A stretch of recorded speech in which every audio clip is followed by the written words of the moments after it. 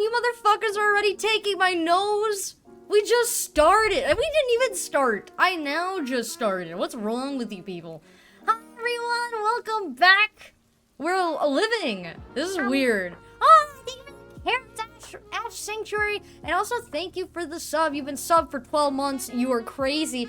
You made me blind. You took my nose. You took my glasses. What are you gonna take next? My rights? Haha! You can't do that. I already don't have them. It's my payback. For what? For what? For getting what you deserved? And the army squared up on your ass? I don't even remember why. I don't know what you did. You did something though. And that was enough for the army. For not sharing your food? You don't get to eat. You're in my wall. This isn't Kyo's wall, this is Bunny's wall. You don't get to eat here. Alright, only Bunny gets to eat. Nom nom nom. And sometimes Jerry. Jerry gets to eat. Wow, you really snatched my weave, sweetie wig. Yeah, it's great. Ha! You can't make me bald and take my nose at the same time. I will marry the wall.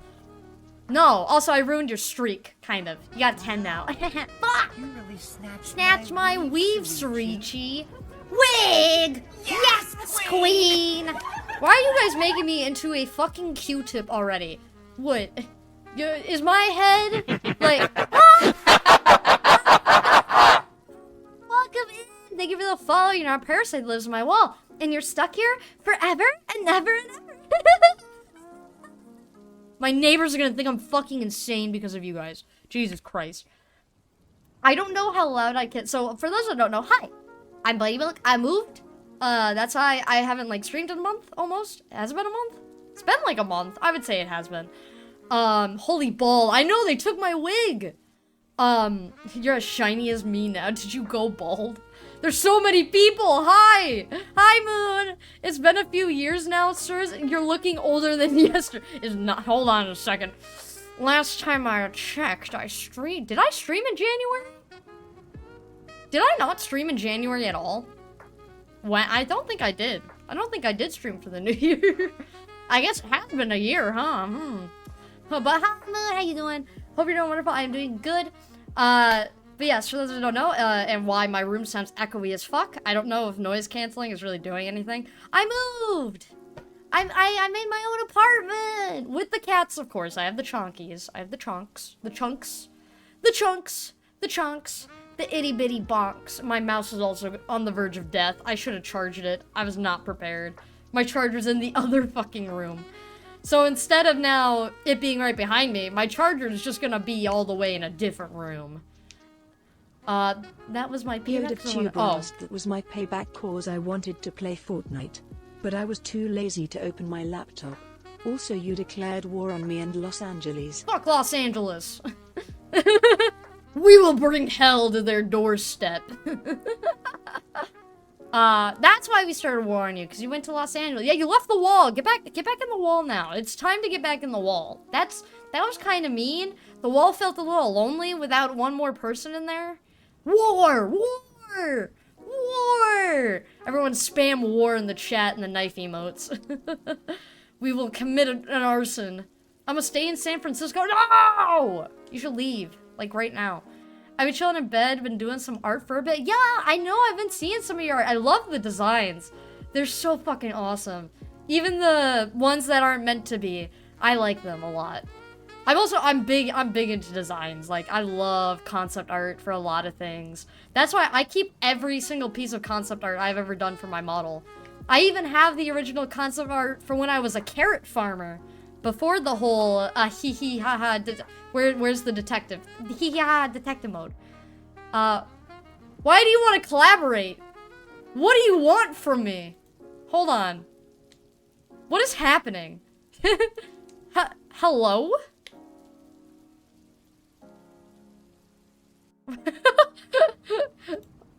Do you, hold on 1 second. I'm gonna make sure they can hear you. I think it's this one. I don't know which one. How do I make it where they can hear? I fixed it. I did it. Okay. Chat, I'm scared. If it pleases you, I would just like to scream in your face. Oh, okay. I will be quiet.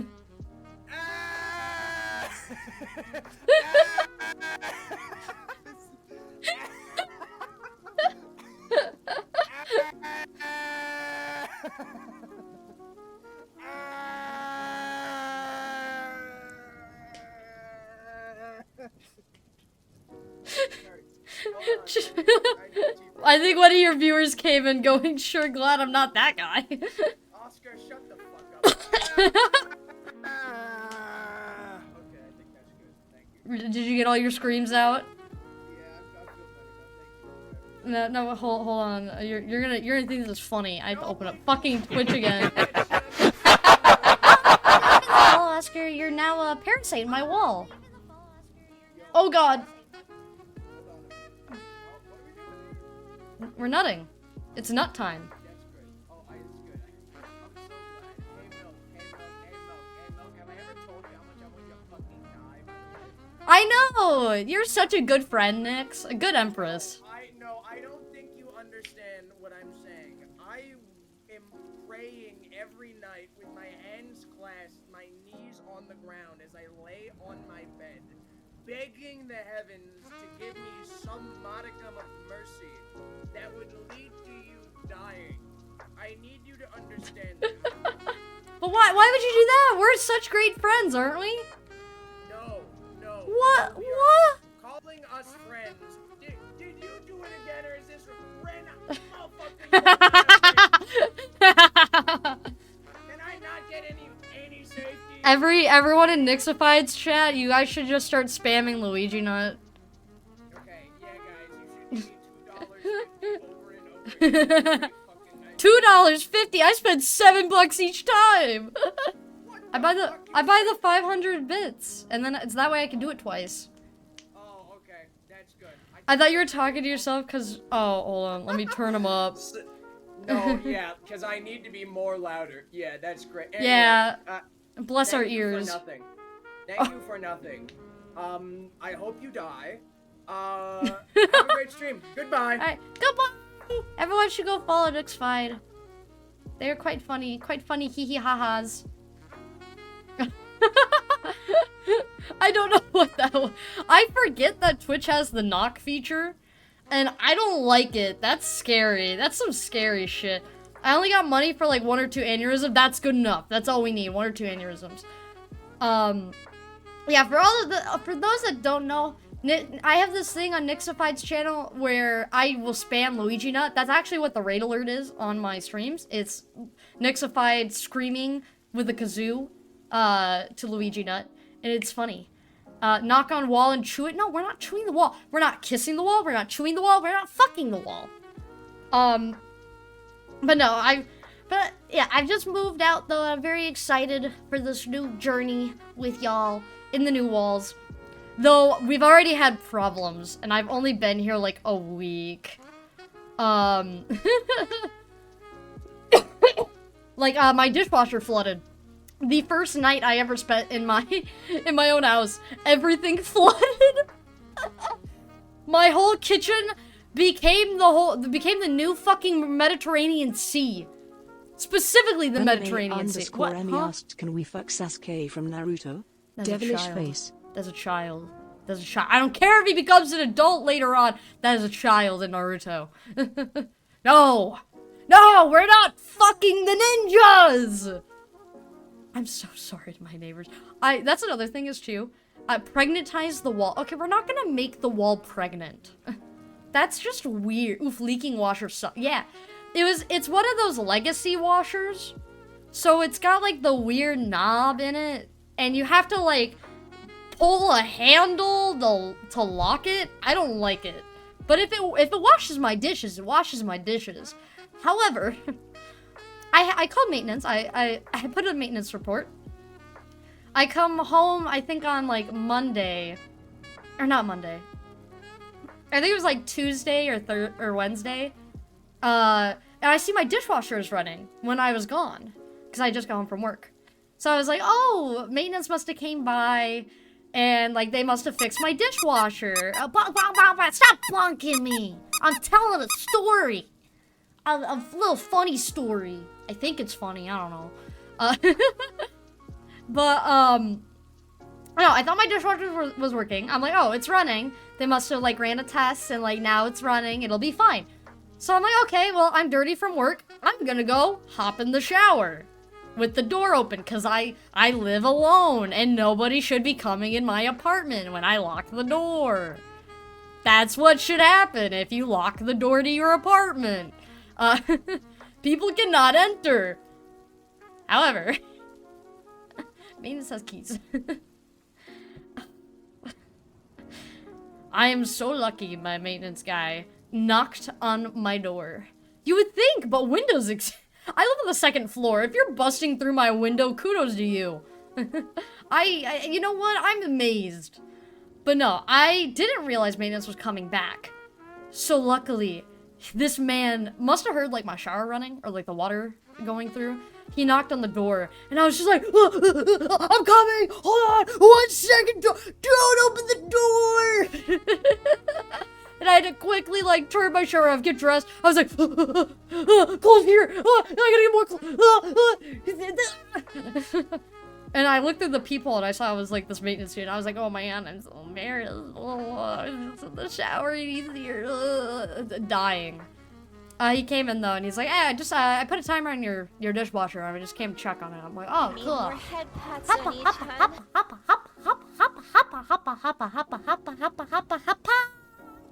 We love head pats. Head pats are great. Head pats make the world happy. And make me happy. Very, very happy. We will make it worse with my dishwasher. No, rat, you're not impregnating the walls or the people. Stop it.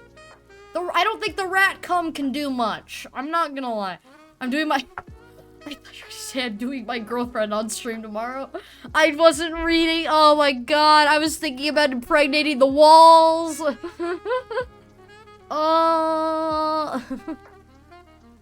But yes, that's awesome. I'm so happy that you're affiliated, Ash Sanctuary. Let everyone go follow Ash Sanctuary. They're awesome. Ash Sanctuary. There we go. Everyone go follow Ash. They're pretty cool. Also, what are we gonna do today? Hey Ferb, what are we gonna do today? It's gonna be a 1 coin crowd control stream. Oh, that's awesome. This is why I love your streams. Why? Because I get naked. I talk about being naked and being almost walked in on by my maintenance men. Who, by the way, are very cute. I sent 2 messages and you didn't read them. I'm gonna declare war. What messages? There are multiple people talking. Huh? Let me look up. Now I gotta scroll up. You're making me scroll. What did I say? I moved to a new school and I'm doing a graphic design class. Oh, that's awesome. Cool. Good luck in your graphic design class. I'm biased against graphic design classes, but that is because an art teacher ruined it for me. Oh, I never told you. I think I never told Shad my art stories. Listen, no, I draw. I like to draw. So I took art classes in school.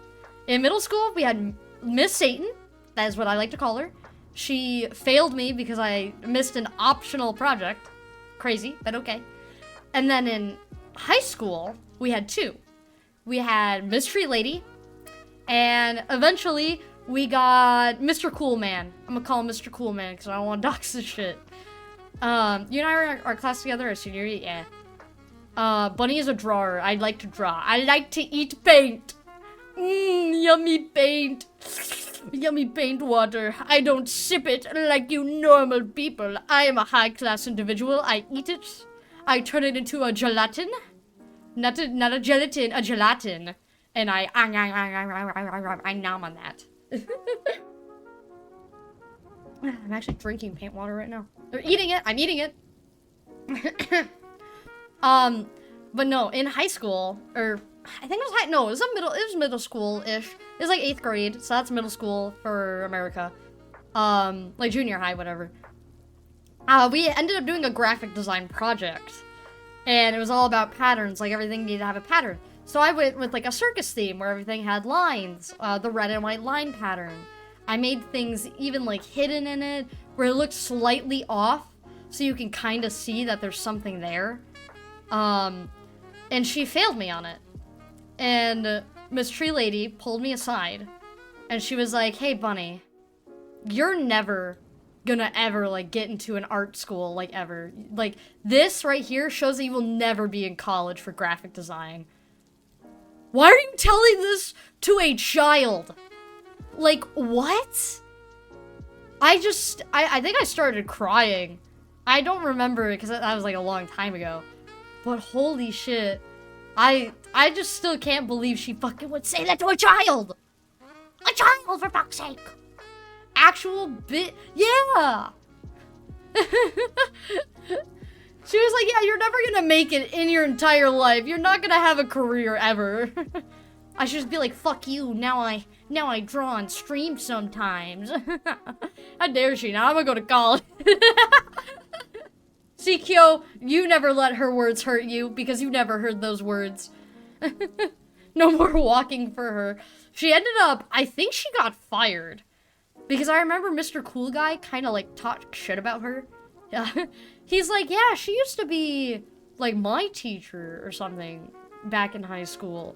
And I hated her. And I was like, oh, that's cool. He's like, yeah, I'm pretty sure, like, don't tell people, I'm pretty sure she got fired. And I'm like, oh no, I can see that she probably got fired. I think she hit a kid or something, and that's what made her fired? I don't know. Kids, make sure you go to college. No, I dropped out of college. For legal reasons. That was a joke. That was a joke. We don't promote violence. Unless it's arson. Then that's different. I thought Miss Tree Lady retired. No, she quit. She didn't retire. She either got fired or quit. You're thinking of Miss Satan. Miss Satan retired, I think. Or she also quit. One of them. 'Cause the reason she retired was like they say she retired, but it was a forced retirement kind of thing. 'Cause she still had like a good few years to probably teach. I promote violence against inanimate beings. It's a Banyuin. Hello, Banyuin. How you doing, Banyuin? It has been a hot minute. I'm kind of in the mood to play Valorant, but I'm also, like, not sure what I want to do. What games do we have today? I was about to say we should play Elden Ring in honor of the new Elden Ring game, but I feel like that will go to shit. War! War! Fortnite? I have not updated Fortnite, so my computer will crash. My Wi-Fi shit. Chat, I'm dropping frames. It's just a network test so far. Let's see. Hold on, what games we all got? I'm looking and seeing what games we all have here. Okay, I'm sorry, Gil. I didn't update it, and my Wi-Fi. My Wi-Fi's really fucked up. I ordered like 500 megabytes per second, but I'm only getting like 100 or like 200, and it's not good. Everything's crashing, or like I'm lagging everywhere. So I don't want to run too many things at once. I don't really know what's all happening. Fopping dreams. I know, right? I'm fopping all these dreams right here. Why am I getting messages on Discord? Kyosiv! You're either a fart smeller or a fart shitter. Why are you sending me shit? Why are you sending me this shit? Huh? Are you smelling farts? Is that what you're telling me? That's crazy. I'm looking at all the games. We have gay visual novel. We have no other game that doesn't require me getting the fuck up. Hold on, I'll do a poll. I see some games on here that we could play. That game, what? That is what I'm calling it. So we have Amelia, which is a YRUI, like, visual novel? Scam? Why are you, who's got scammed? What? I'm concerned. Oh, we also have Slay the Spire, if you guys want to watch me die a bunch. I don't know if that needs to get updated too, but we will see. We have Valorant. And we could do web fishing too. I do like some web fishing. I haven't played that in a while. So let's start the poll. Valorant Song Request, I voted in the poll. YRUI, my interest has been piqued. It's like a tragic YRUI, like, tale from what I saw of it. I haven't, like, played the game. I've only read a little bit about it. There's one for everything. Can we not, like, four-way tie the fucking poll?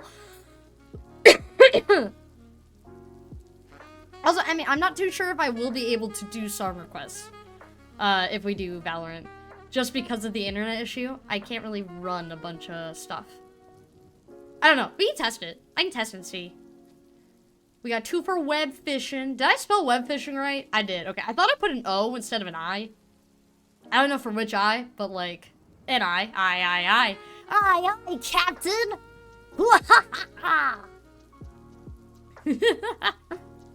Okay, well, let me take a sip.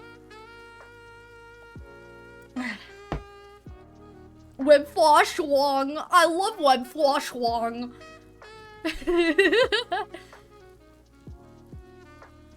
I don't know why that just reminds me of Bing Chala, me, Bing Chala, me. That's been on my For You page for the past month. Anytime I scroll in TikTok, I see a cute cat wearing an outfit or a dancing cat. No, you really snatched my weave, Suichi. Sweetie. Wig! Yes, Squid! Why are you stealing my wig? What the fuck? BRB, dinner time? Have fun eating dinner. Sometimes I forget how comparatively bad my internet is compared to American internet in general. That is fair. Q-tip! What are you gonna do? Put me in your ear, huh? Get your disgusting earwax all over me, you crusty crustacean. Cat used bunny wig as outfit. Use it as a whole fucking blanket. What is this tie here? Okay. We'll do a tiebreaker, since y'all are crazy. The finisher. So we got Amelia and web fishing. Start poll. Pull those 2 games. I'm doing it right now. You don't gotta tell me twice. I pulled it. I put the thing in there. I did darn diddly diddle dot did do the thing. I did the thing. There's going to be another tie. There could be no tiebreaker. So far it's 0-3. I'm curious about web fishing. It's fun. It's like a $10 game on Steam. People can join and you fish with people. People can join you on fishing. I'm glad that they didn't add a voice chat though, because I feel like if they added a voice chat to web fishing, it would be kind of scary. I'd be a little scared. Right now it's 2-3. Amelia's in last with 2, and web fishing is in the lead with 3. I need my announcer. Where is that Valorant commentator I found? Where is he? We need him announcing this. He needs to be up. Fucking hell, no, we're not tying this. Please, somebody vote. I swear to God. Don't let ping be right. Yeah, 3-4. No, 4-4. If we can't vote, I will get a coin. I swear to God, we will coin flip this shit. Every game I play has fishing for no reason. There's literally a new fish game that came out that I want to play as well. Hi Bozu, how you doing? How is your friend's stream? That was so fun when I joined, by the way. I loved that everyone trying to play the Binding of Isaac together. Binding of Isaac is one of my favorite, like, dungeon crawlers to watch, or like, watch people play. I've tried to play it, I suck at it. I'm good, it was so fun, oh my god, yeah! Chat, I feel like I'm gonna have to get the coin. Or getting a wheel. Probably getting a wheel. Alright, let me set up the wheel. Hold on. Wheel decide. Oh, Amelie actually won with 2 in the lead, or 1 in the lead. Sorry, not 2. You guys got fucking taken at the end. Holy shit. The poor web fishers. We'll play web fishing tomorrow. I was able to get on stream calls and then died for lore reasons. You got murdered for lore? So does Bozu not exist anymore? Anyways, I broke the tie. Oh shit. 2 votes out of nowhere. Yeah. Alright, so we're gonna be playing Amelia. Love Amelia. 19 followers. Right. Sad YRUI time. That's what we're gonna name stream. There we go. Oh, my nose! My schnoz! :3. Ayo, who was the last minute voters? Probably a ping. Or Bozu. Bozu joined. Not me. Mach toe lover? Oh god. The Mach toe lover's back. Hi. Oh yeah, that's another thing that's happening. Guys, Mach is gonna be streaming tomorrow. He's coming back. That's crazy. Alright, well, let me go to the game screen.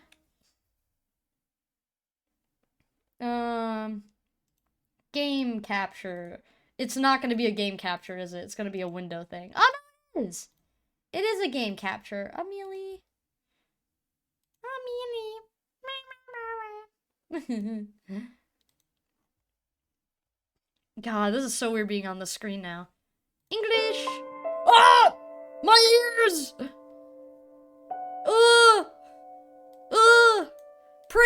Pretty music, but fuck my ear! Auto forward time? I feel like that's fine. Skip after choices, display, oh, full screen. Oh wait, no. Full screen? If I click out of it, it's still fine, right? Okay, perfect. Alrighty. Begin. Oh! Oh, what's this? I like the backdrop of this menu. It's so pretty. So, from what I've read on this game, I don't know how loud the music is, by the way, so I'm gonna turn it on a little bit. Because it looks like it's very loud. From what I read, there are 3 characters. We have Amelia, we have Sophia, and we have Lilica. And we follow the story of these 3 girls going to this house together. So Amelia has 1 ending, Sophia has 2 endings, and Lilica has 3. And you play the stories in order to kind of like figure out the whole story. It's a little mystery. Oh, wrong one. It's a little mystery. I'm getting used to like trying to figure out all my shit again. So apologies if I just randomly ruler you. I might just smack you a little bit. It's fine. Alrighty, let's start. Yours, Amelia. Amelia? I think it's Amelia. The rain never seems to cease at this time of year. Let me move the fucking mic so I can read. It pours from the sky in its unending grief, as if longing for something unseen. Thunder roared in the distance, enough so to make the young woman flinch, but not enough to make her waver. Yes, it made her water, chat. I've turned her into a... She's actually a witch. The pendulum clock on the wall swung back and forth, ticking down the time. Ooh, oh, I like the art style. She seems to be late. Perhaps she's not coming after all, Amelia. There's no need to make such a sullen face. Mayhaps this is for the best. She wrote that she would be here, so I shall wait. The young lady named Amelia sat upright on the lounge that rested by the entryway. Her back was straight and her head was level. Do you truly believe it's safe to have visitors during the outbreak? Lilica, I believe we have been isolated long enough, and Sophia has written that it is safe. I trust her word. She would not endanger us. And if your pen pal turns out to be a robber in disguise, what then? Amelia smiled. She has a way with words that only a woman could have. A lady robber, then. Nonsense. By the way, Lilica, have you seen my letters? I can't say that I have. A knock sounded at the door, instantly halting their conversation. Amelia rose from her place and took a steady step forward before Lilica raised a hand to her. Allow me. The door groaned as it slowly swung open and revealed the young woman who knocked at the door. She was drenched from head to toe. She did turn to water! Amelia stood stock still, unsure of what to say. That only lasted a moment before the woman at her door bounded forward and wrapped her arms around her.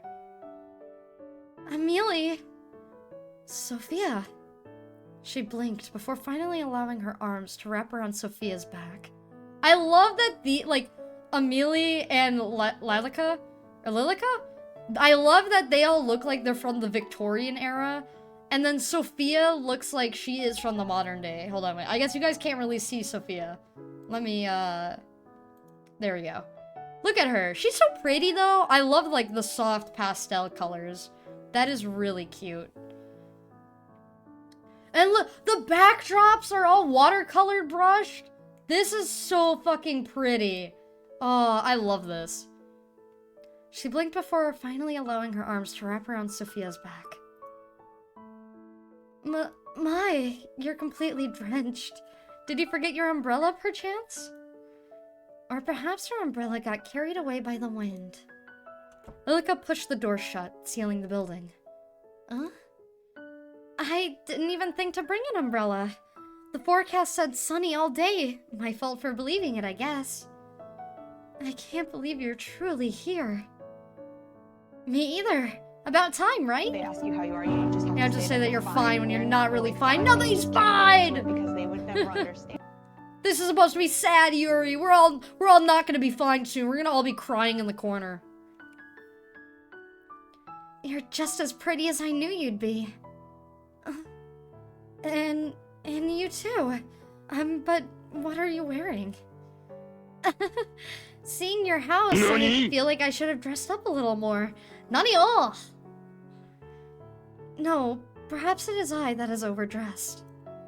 Lilica stood to the side, her arms crossed lightly over her chest. Her long hair reached down nearly to the wooden floor. Pardon my manners, my dear friend Lilica is here, too. I believe I wrote about her in the past. I remember. I've kept all of your letters safe, don't worry. As you should. Sorry, but is there any chance you have a towel? Of course. My apologies. I would usually have someone here to attend to us, but everyone's been sent home. Only the three of us remain. Let me fetch you a towel. Amelia knew not to run, yet a part of her felt the need to almost skip in joy. She wanted desperately to be back by Sophia's side, chatting about everything that they'd missed in their letters. The two had been pen pals for as long as she remembered. Sophia's letter had first been delivered to the manor by mistake, but for some reason, Amelia had felt compelled to reply. Since then, the two had been the best of friends, even having not met face to face. This is literally how every Yuri starts! To finally meet now in the flesh had certainly been of great excitement to Amelia. You know, actually no. You know what this reminds me of? This reminds me of that letter writing game we played. With the scientists. They were like demonologists or something. I guess to say. I shouldn't say they're scientists, they're demonologists. One was overseas, and the other, like, was in the city. But then the end of the game, you see them in bed together. The gay professors? Yeah! I forgot what it was called. I think it's like, To You My Dear or something. Or, I don't remember what it was called. But it was really good. Well, let me sip some water.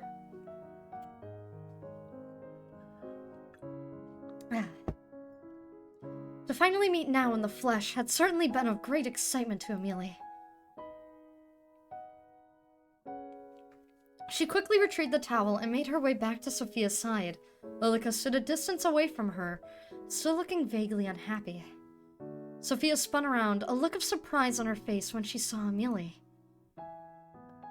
Sophia? Oh, Amelia. please, use this. Thanks, I'll bring an umbrella next time. Ah! Fucking Choi! Hi, Choi! How you doing? Everyone go follow them. They're fucking awesome. They're a little cow fanboy. Hi, everyone! Thank you for the rain! What are you guys doing? What are you playing? I'm sorry you have to listen to Luigi nutting to the tune of a kazoo, by the way. And for those that are new here, hi, I'm Detective Bunny Milk. I am a private investigator of the magical and paranormal, otherwise known as a pimp. We don't question it, though. And my boss is a demonic bunny that wants me dead. So yeah, it's a little bit of a complicated story. How's it going, Bunny? I am doing good. What is that thing next to your thing? Share the love? What's that from? This lovely badge was earned by users who shared their favorite Twitch clips in February 2025. That's cute! I like that! That's such a cute badge. I'm good, though. I just, moved. So this is my first stream back after moving. That's why my house is that's why it's a little echoey in here. How's everyone doing? Hi! Look at the little wiggle, the bang boo bounce. I love that emote. It's so cute. Wait, what's this? I love that. Oh, these are so cute. I love your emotes, Bookie Choi. Oh, cool. Moving is fun and a pain at the same time. I know, especially when your internet doesn't fucking work. My internet is very slow right now, so I'm sorry if, like, there's a lot of lag at times.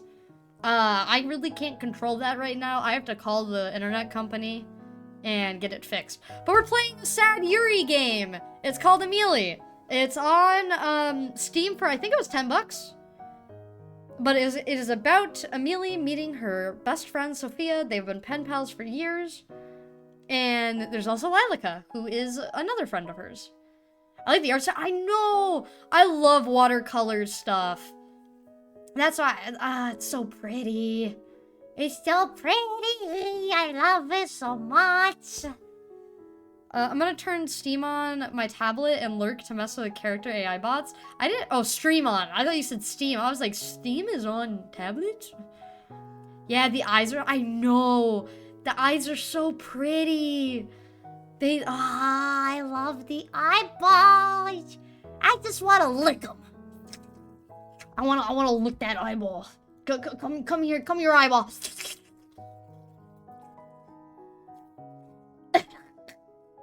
They weren't tasty. They weren't that tasty. Not that great. It was eyeball flavor. Nyor.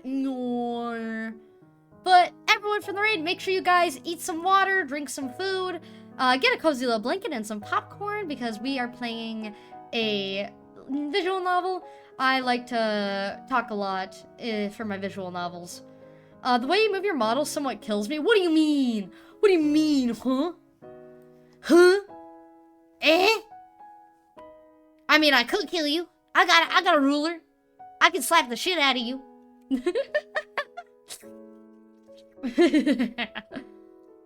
No, I love that I have, like, little tappy feet, though. I'm moving my little tappy feet. I don't get to use my feet a lot. Like, chat, why don't you guys get a foot fetish instead of a wall fetish so I can show off my feet more? I'm gonna get Steam support on you. What? For what? I don't even what, huh?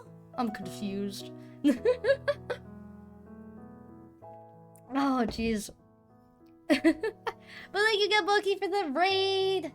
I'm pretty sure I'm still butchering it. I'm so sorry. I'm so sorry. Alright, let us get back to the game. Stop slapping me. That's mean. Thanks. I'll bring an umbrella next time. I promise. Do you, though? Sophia lightly toweled at her hair and clothing, drying off from the rain she'd found herself caught in. Then, if you're now dried off, would you care for a tour of the house before afternoon tea? That sounds great. On your right is the pantry, and down that hall is the boiler room. But you shouldn't have any need for those spaces. The two walk side by side, with Lilica trailing slightly behind. These are all guest bedrooms. I have prepared this one for your use. If you find anything not to your standards, you can let myself or Lilica know. Amelia, I have a feeling your standards are much higher than mine. I've never even been in a house that looks like this. No? Is your home not similar? Well, it's a lot smaller. There's no shame in that. Oh, there's no shame in that. You own your own property, yes? Yeah, I recently bought it. With your husband? What? No, of course not. I'm not married. Your father allowed you to buy property on your own. Amelia, you speak just like how you would write. I'm so surprised. And you speak quite casually. People usually say that about me. Being here around you makes me want to be more formal. What need is there of formality between friends? That's true too. This is the morning room, and next door the dining room.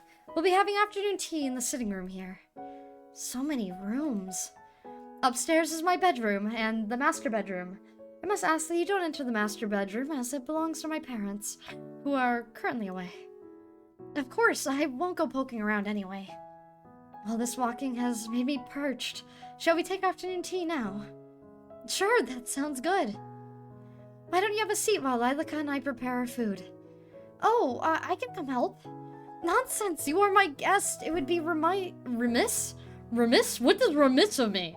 Huh? What does remiss mean? It would be remiss of me to allow you to lift a finger. I guess rude.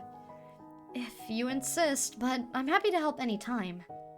Thank you. I will be back soon. Please rest. Amelia. Oh, yes? It's nothing. Take your time. You are so remarkably uneducated. They don't teach us remiss. I'm sorry. I feel like you wouldn't be reading the word remiss a lot. Or hearing people say, wow, that's very remiss of you. How dareth you say such things? You're being very remiss right now, murdery. No. Maybe in Shakespearean times. But we are not in Shakespearean time. Sophia slipped through a doorway and disappeared. Amelia smiled gently, feeling giddy from the bottom of her stomach. I use remiss in casual conversation. It's such a jolly word. I use perchance. I think that's the only, like, fancy word I use. Or indeed. I'll say, like, yep, indeed, yep. Perchanceth, I'll do that. Isn't this lovely, Lilica? Or Lilica? To have a new face in the house, it feels like forever. Yes, how lovely. I'm glad you're having fun at the very least. Are you not? I'm always having fun when we're together, Amelia. Ah, I see. Are you jealous? Worry not, my dear friend. Of course, our friendship means just as much to me. I value you greatly. Just as much? Indeed. Come along, Lilica. Let us prepare tea. Did you finish the baking yesterday? The pastries are ready for serving. Excellent. I'll just fetch the tea then. Allow me. A lady of your standing shouldn't be doing such a menial task, should she? Don't be absurd. Even Sophia herself seems to be fine in the kitchen. Did you hear how she jumped to help? I should follow in her footsteps. What would your parents think of that? I appreciate the sentiment, but they took with them all of the staff. I have little choice but to prepare my own tea. I see. Then shall I attend to our guest? I wouldn't want her to become lonely. Would you? Only be a few moments. Oh, look at that cute face! Look at that! I know she's got the little kawaii! I love it. Of course, anything for you, Amelia. Oh, she's gonna threaten her. She's gonna shank her. Oh, my nose. 1 second. I had a demucus. It'll be a good chance for you to become friends, too. I'm sure it will be. Lilica? I don't know if it's Lilica or Lilica. Lilica left the kitchen with slow, deliberate steps. Amelia turned back to the kitchen. I've returned. Hi, I've returned. I'm Bunny Milk. How you doing? I wonder which she would prefer. Green tea or oolong tea? Ooh! We'll do oolong. Father imported this for Mother, but I'm sure she won't mind if I borrowed a little. There. Amelia retrieved her finest teapot and 3 matching cups. Pink flowers blossomed over the white surface. Something about it reminded her of Sophia. Stop bonking me, that's so mean. That's so remiss of you. I'm back. Ah! Sophia? Oh, Amelia. I'm sorry, you scared me. Is everything alright? Dude, she looks freaked out. Yeah, I think I'm just a little tired. Ah! I'm being bonked! Good. I'm sorry for the delay, but I prepared the tea and the pastries. So this is what a high tea looks like. High tea will come later. This is just a simple afternoon tea. Will Lilica be joining us? I believe so. Was she here a moment ago? No, she wasn't here. How strange. She told me she was coming to sit with you. Perhaps she got herself busy with something else. Should we wait? There's no need. It would be sad to let the tea go cold. Amelia poured tea into the 2 cups slowly, copying the movement she'd seen Lilica do time and time again. Did you have much trouble getting here?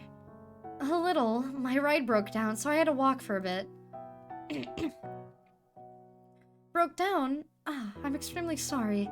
If the staff had been here, I would have sent someone to collect you. It's okay, it's just a little rain. I just wouldn't want you catching a fever. My medicine store has been running low of late. No worries, I usually carry ibuprofen with me. Ibuprofen? I haven't heard of that. Anyway, I'm glad you arrived here safely. I'll draw a bath for you later to make sure you are warmed up properly. I feel like this is gonna be some weird shit. Like, her family forced Amelia to live in, like, this old era for ages. And then Sophia's gonna show her that the world is actually modern. Now, stop bonking me, that's so mean. But the world is gonna show, like, Sophia's gonna show her that the world is actually very modern now and, like, very different. Like, maybe her parents are very controlling. I would be remiss were you not bonked. Fuck. Is this gonna be the joke of the day? You are remiss. You're very remiss. I remiss you, okay? I don't miss you, Ping. I remiss you. Oh my god. But yeah, I have a feeling like when they said there was an outbreak, that was a way of keeping Amelia inside. They did mention a plague at the start. Yeah, that's what I'm saying. Like, maybe the parents pretended there was a plague. Or Lilica did. I don't know how long Lilica's been here, or if Lilica lives here. And then Sophia's like, hey, I'm here. What the fuck's this shit? This is weird. But yeah, thank you. Amelia sipped at her tea before looking down at it with a confused expression. A little stale. I'll ask my father to produce a new batch when he arrives home. This came out 2021, so it could be a COVID thing. Amelia is just like a really sheltered child. Yeah, but she like thinks the world is still like in the 1800s almost. Like she lives in like a Victorian age era. Meanwhile, Sophia lives in like the modern day age. Because Amelia was literally asking her like, oh, do you live with your husband? Or, oh, your father let you buy property? That's kind of weird. Metaphor. It could be a metaphor. I don't freaking know. Where are your parents, by the way? Well, we were separated due to the plague. They took the staff to wait until a cure is found, and left me here with Lilica as to not catch the disease. Right, I understand.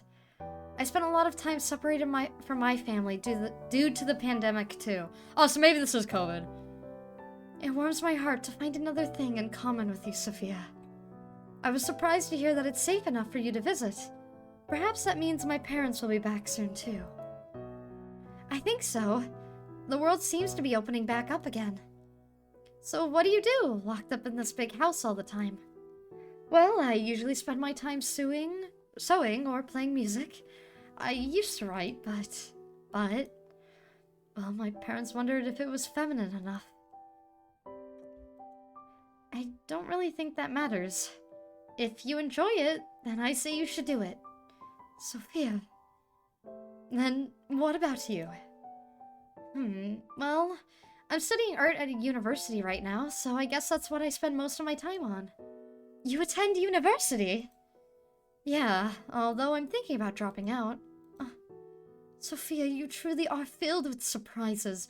You own your own land, and you attend school. How jealous I am.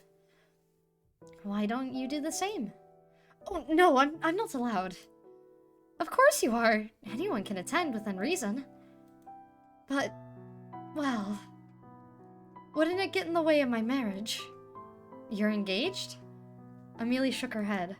No, not yet, but I'm already 19. I'm sure my father has prepared my dowry. An arranged marriage. Yes, naturally. I don't think I'll ever get married. Really? Doesn't your family object? I don't think they really mind, as long as I'm happy. You don't have to either, you know. You've given me much to think about. Much indeed. Now I wonder where Lilica has disappeared to. Well, it's no matter. The evening is already coming, and soon it will be dark. Shall I draw you a bath? That sounds wonderful. To be honest, I'm not hungry, so can we skip dinner tonight? Of course, if that's what you wish. Let me show you to the bathroom.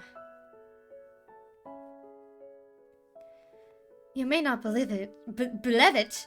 You may not believe it, but my father had taps installed. Isn't that wonderful? Like, taps for a bath? That's right, we used to have our maids fill the bath, but now there's no need. Amelia, you're so strange. I have taps at my house, too. Truly, you must live quite the lavish lifestyle yourself. I don't know about that. This is the bathroom. Allow me to draw the bath for you. One moment. With haste, Amelia entered the room and began to fill the copper bath. It sat in the middle of a spacious bathroom. It was something Amelia was particularly proud of. She smiled as it filled before rejoining her companion. Feel free to go inside and make yourself comfortable. I will return with the towel in a moment. Thanks, Amelia. She disappeared inside the room, leaving Amelia alone in the hall. I should light the scones, too. Oh, where did I put those matches? Right here. I don't like that. Why did I hear a heartbeat? And why did you appear right behind me? Why are we zooming in? I don't like this. I don't like this, chat. Oh, fuck. I wanted the scare. I became a shark. I became bald. I just wanted to be scared. But I don't like this. This is crazy. Right here. Ah! You gave me a fright, Lilica. Where have you been? Preparing the guest room for your dear friend, of course. How kind. Sophia's just preparing for a bath at the present. I'm going to retrieve a towel for her from the linen closet. Amelia, I think it's best you send her home post-haste. What? Why would I do that? For all you know, she brings with her the plague. Sophia says it is now safe to travel. She believes father and mother will be returning soon. I believe it is perfectly safe. So they believe there's a plague outside, when in reality it was just COVID, which I guess COVID was basically like a plague. So scared he became a shark. I know. And what if she lies? She wouldn't do that. Sophia is a kind and good-natured person. She would not bring any danger to us. Did you know that Sophia attends a local university? And she lives by herself, with no husband. She says that if I wanted, I could also study. The lady of the house should not study, Amelia. You must stay inside the house and await your parents. But I'm sure Mother would want the best for me. Perhaps while I await her, I could go inspect Sophia's school. Amelia, you must stay inside and await your parents' return. But don't you trust me? Have I ever tried to lead you astray? No, Lilica. I was just thinking that perhaps it truly is beginning to be safe. Look, I have brought today's newspaper. Do you see the title? The plague runs rampant. But any notation of leaving or studying away for now, yes? As soon as it is truly safe to do so, then we shall, and you will be reunited with your family. For now, it is just you and me. I feel like Lilaca's a crazy murderer.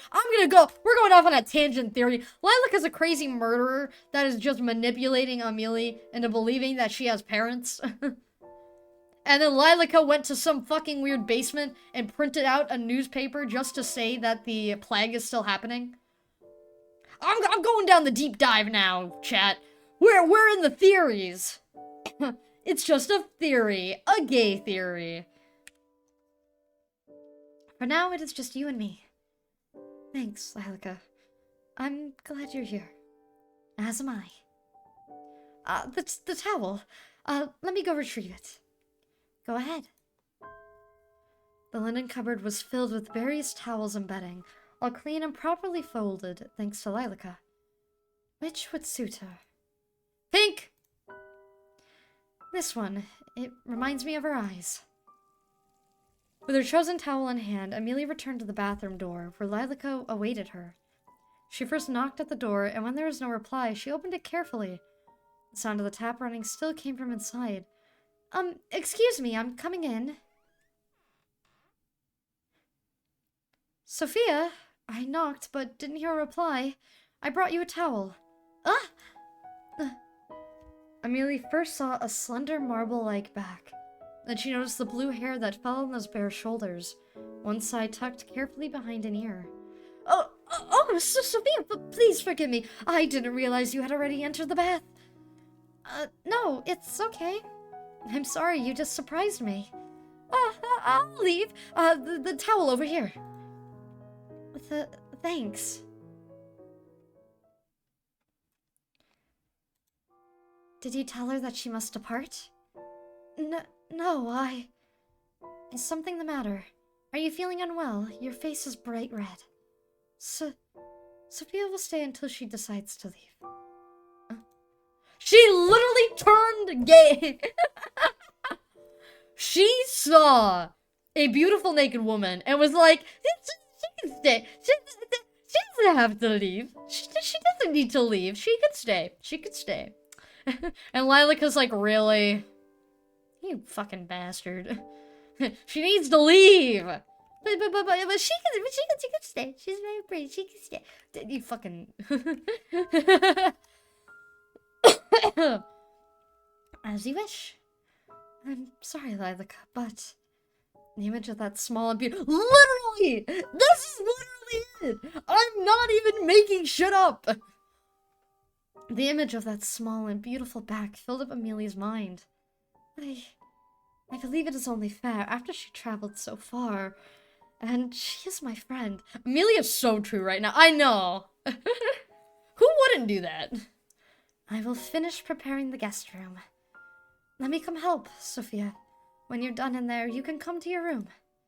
From the other side of the door, Sophia's voice came in return. Okay, thanks, Amelia.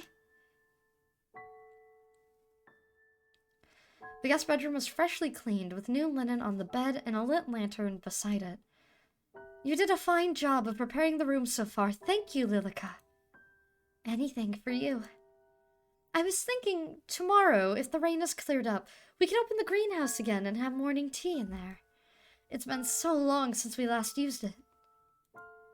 Didn't we already speak of this? You cannot leave the house. But surely the greenhouse would be safe. No one else uses it, and is only a few steps from the back door. It is unsafe. You know this. What's gotten into you? Is it because of your friend?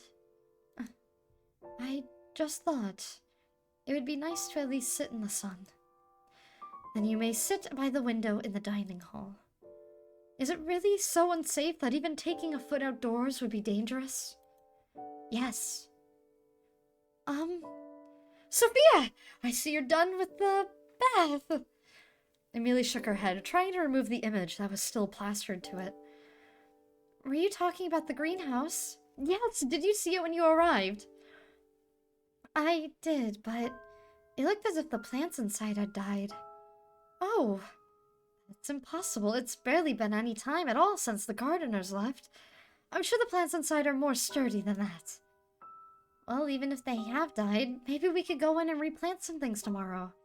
How wonderful! Have you not heard a word I said? It is unsafe to do so. Calling it out. Lilica is a controlling little bitchy shit. I think she's a murderer. She's a serial killer. Oh. Oh, don't be such a spoil sport. I think it would be perfectly fine. Well, it's getting late now, so I'll leave you to retire. If you need anything, my room is just upstairs on the left. Good night, Sophia. Lilica left first. The door, which was still hanging slightly open, shifted as she went. Amelia, would you stay for a while? Is something the matter? Just a little homesick. Sophia sunk into the bed, sighing as her head hit the pillow. Of course, why don't we chat for a while? Then come join me. Sophia gently pet the spot behind her in the bed. Oh, besides her. In the bed? Okay. The bed was still rather firm, unused by many guests. Amelia took a deep breath to calm her racing heart, before she finally looked towards Sophia. Thanks for staying with me for a while. It's nothing to worry about, truly. I wanted to spend more time with you, too. Really. You don't find me boring? You are the most interesting person I've ever met. Don't be silly. I'm being completely honest. You truly are so unique. I think the same about you. I've never met anyone like you, really. You wrote so much about yourself, and yet seeing you in person, I fear there is still so much I don't know. There's plenty of time for us to tell each other everything. Then tell me something about yourself. Something you've never told anyone. I'm partially blind in my right eye. Really? How well can you see? It's okay, just a little bit blurry, really. You tell me something. Well, when I was 12, I stole the cookie jar from the kitchen and blamed my brother. He was scolded for hours. What a mischievous child. I'm sure your brother wasn't all too pleased. Actually, it was his idea. He knew I wanted it and told me to tell my parents it was him if I was asked.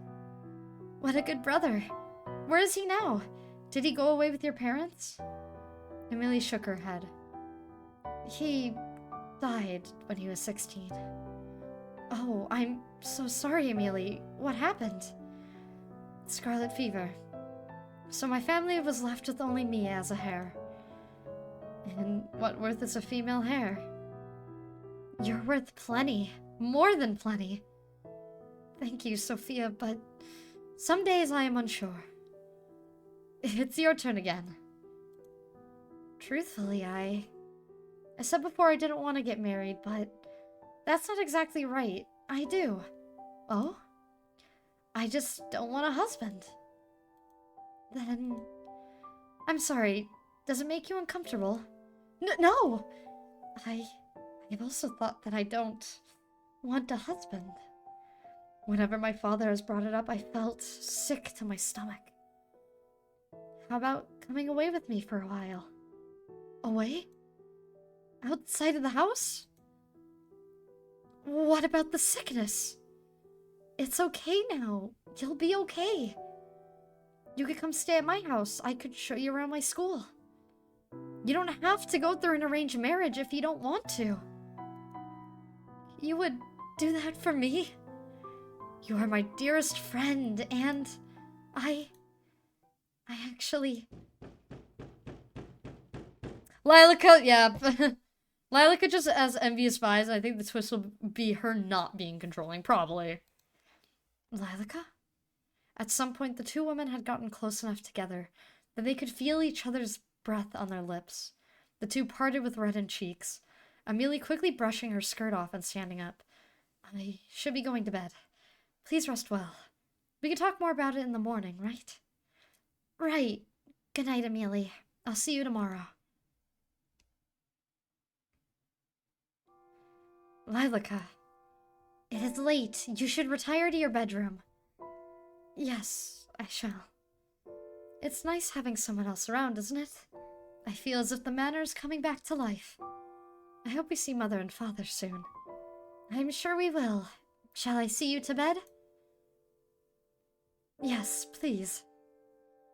The hallway was darkened, with only a few sources and with a few sconces. Sconces? What is a sconce? I don't know what that is. And candles lit along the way. Usually that would fill Amelia with a sense of comfort, but right now the flickering flames seemed to make her feel distressed. Whether that was because of the way her mind was racing, or the way her heart was beating, she didn't know. As she rose up the grand staircase, her eyes lingered on the large stained glass window. The moon shone through the colored glass, leaving a rainbow of colors over the steps. It caught her attention for only a moment before she retreated to her bedroom. Lilaca, may I ask you a question? Certainly. Have you ever heard of a woman loving another woman, as a woman would love a man? Where did you hear about such a thing? Nowhere in particular. It was just a thought that came into my mind. I think you are overtired because of all the excitement, Amelia. I think it is best you get some rest. Yes, all right. Good night, Lilaca. Good night, Amelia.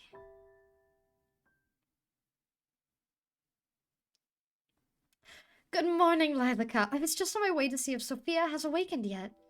Amelia. Huh? Sophia disappeared during the night. I believe she went to the same place your parents went.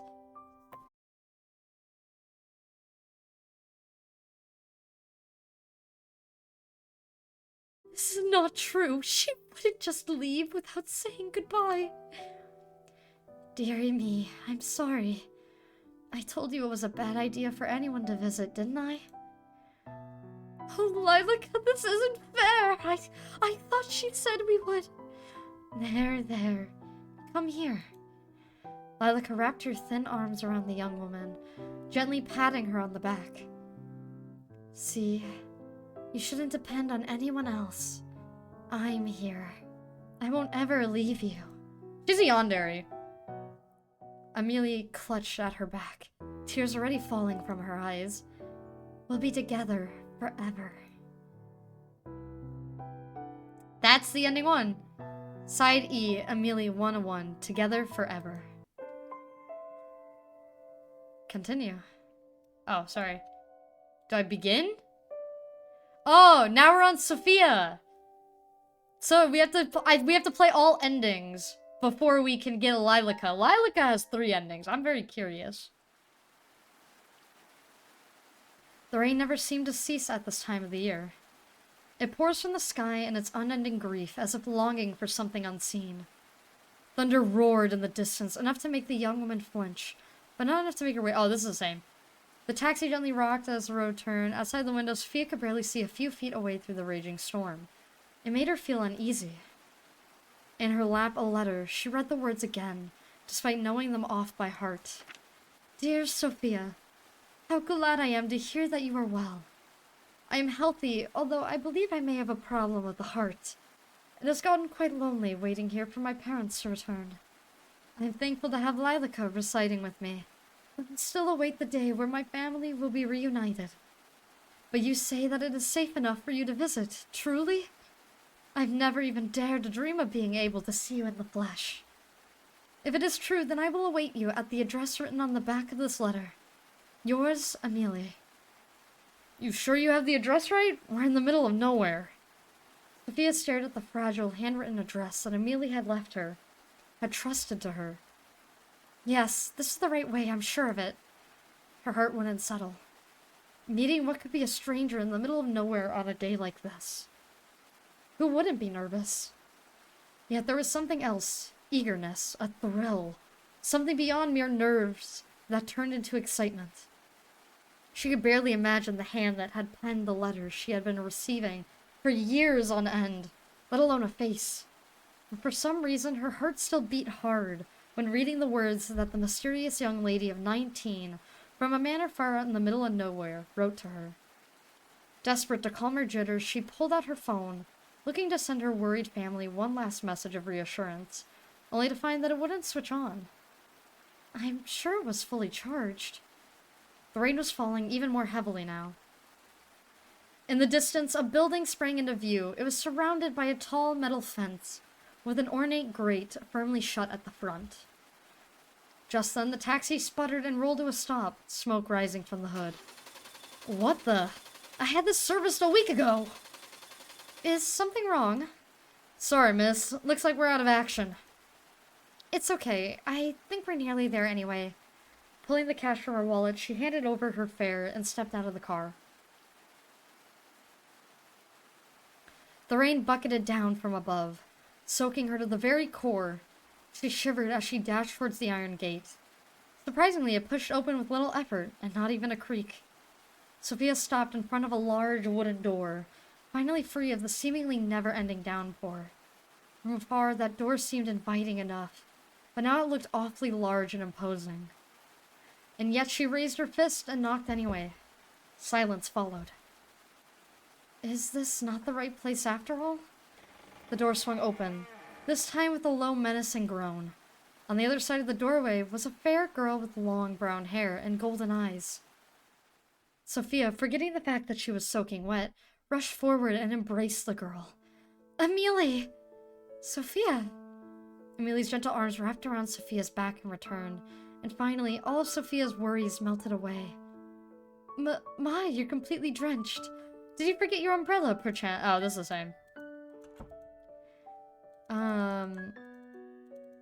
I'm gonna try skipping things that we've read already. What are you wearing? I feel like you're dressed up. It might be when we get to... Yeah, okay, it's when Amelia leaves. Amelia withdrew from the hug. She was a little taller than Sophia, despite both being the same age.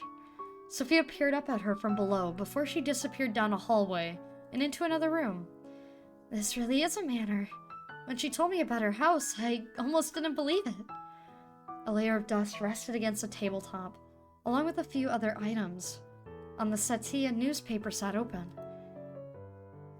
Let me save. I love that they say empty always. Look at the newspaper. The settee was a deep emerald green. It looked almost unused despite its apparent age. On it rested a newspaper, open in a few pages. Sophia turned her head to read the headline, but from afar could only read the word plague. She reached across to pick up the newspaper. Behind Sophia, the window began to shake in the wind as her fingertips grazed the surface. It's so windy.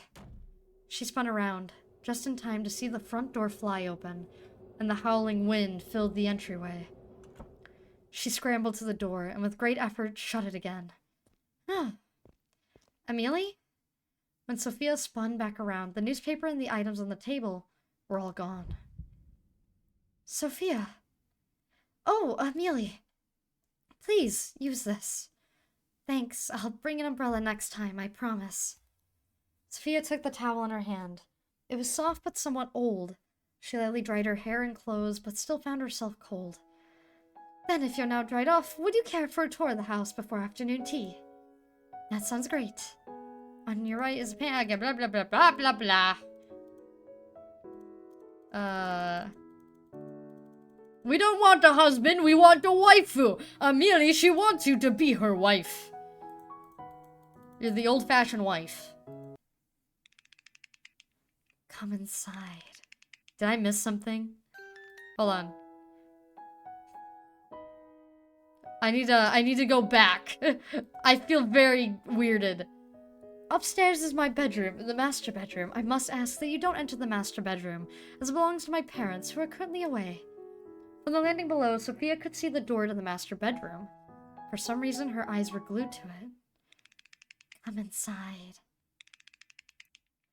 Come open the door.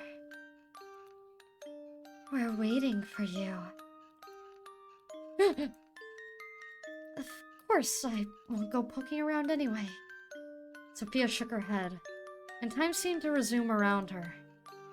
All this walking has made me parched. Shall we take afternoon tea now? Sure, that sounds good. Why don't you have a seat while Lilica and I prepare our food? Oh, I can come help. Defy your fate. Nonsense, you are my guest. It would be remiss of me to allow...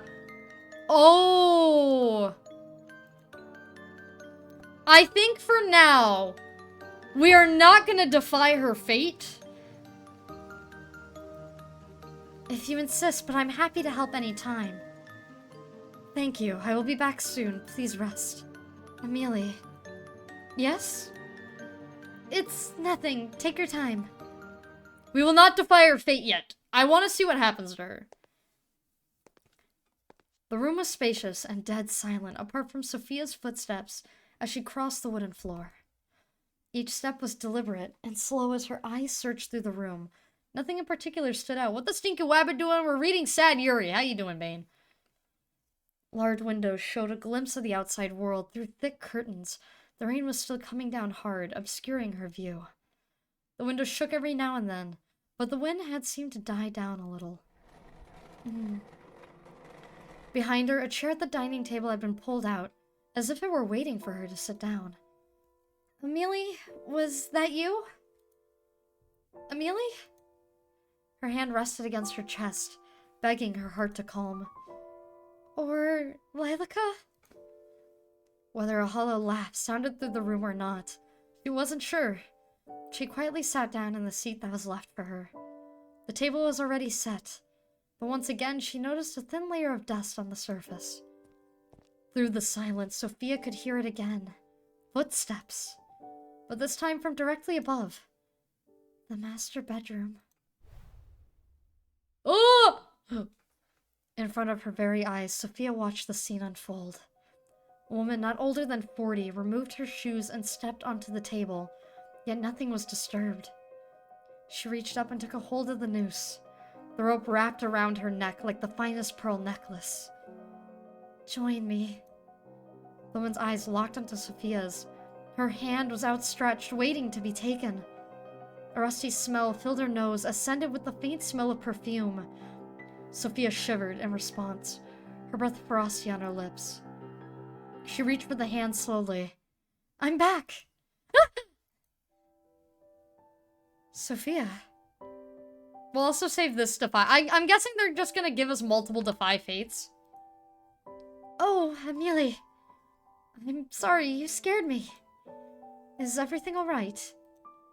Sophia stared at the spot the woman was only a moment ago. Both she and the noose had disappeared. Woman jump scare, woman moment. So what I am gathering... So we know the brother died of scarlet fever when he was 16. The mother killed herself. Or unalived herself. I don't think Twitch likes it when I say the other word. So the mother unalived herself. The dad must have either been murdered or also unalived himself. I don't know. But all I can assume is that was the mother. That was either the mother or a staff member. Both she and the noose had disappeared. Yeah, I think I'm just a little tired.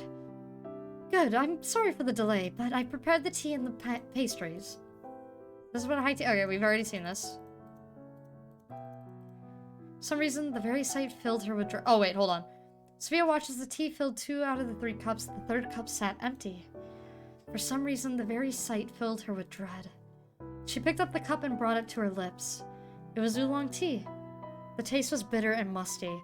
With her heart on edge, she placed the cup back down on the saucer, smiling towards Amelia. Did you have much trouble getting here? Nope. Blah, blah, blah, blah, blah. You've already read this! Amelia sipped at her tea before looking down at it with a confused expression. A little stale. Anything new? I'm just trying to look out for anything new. Okay, there's nothing new. Oh.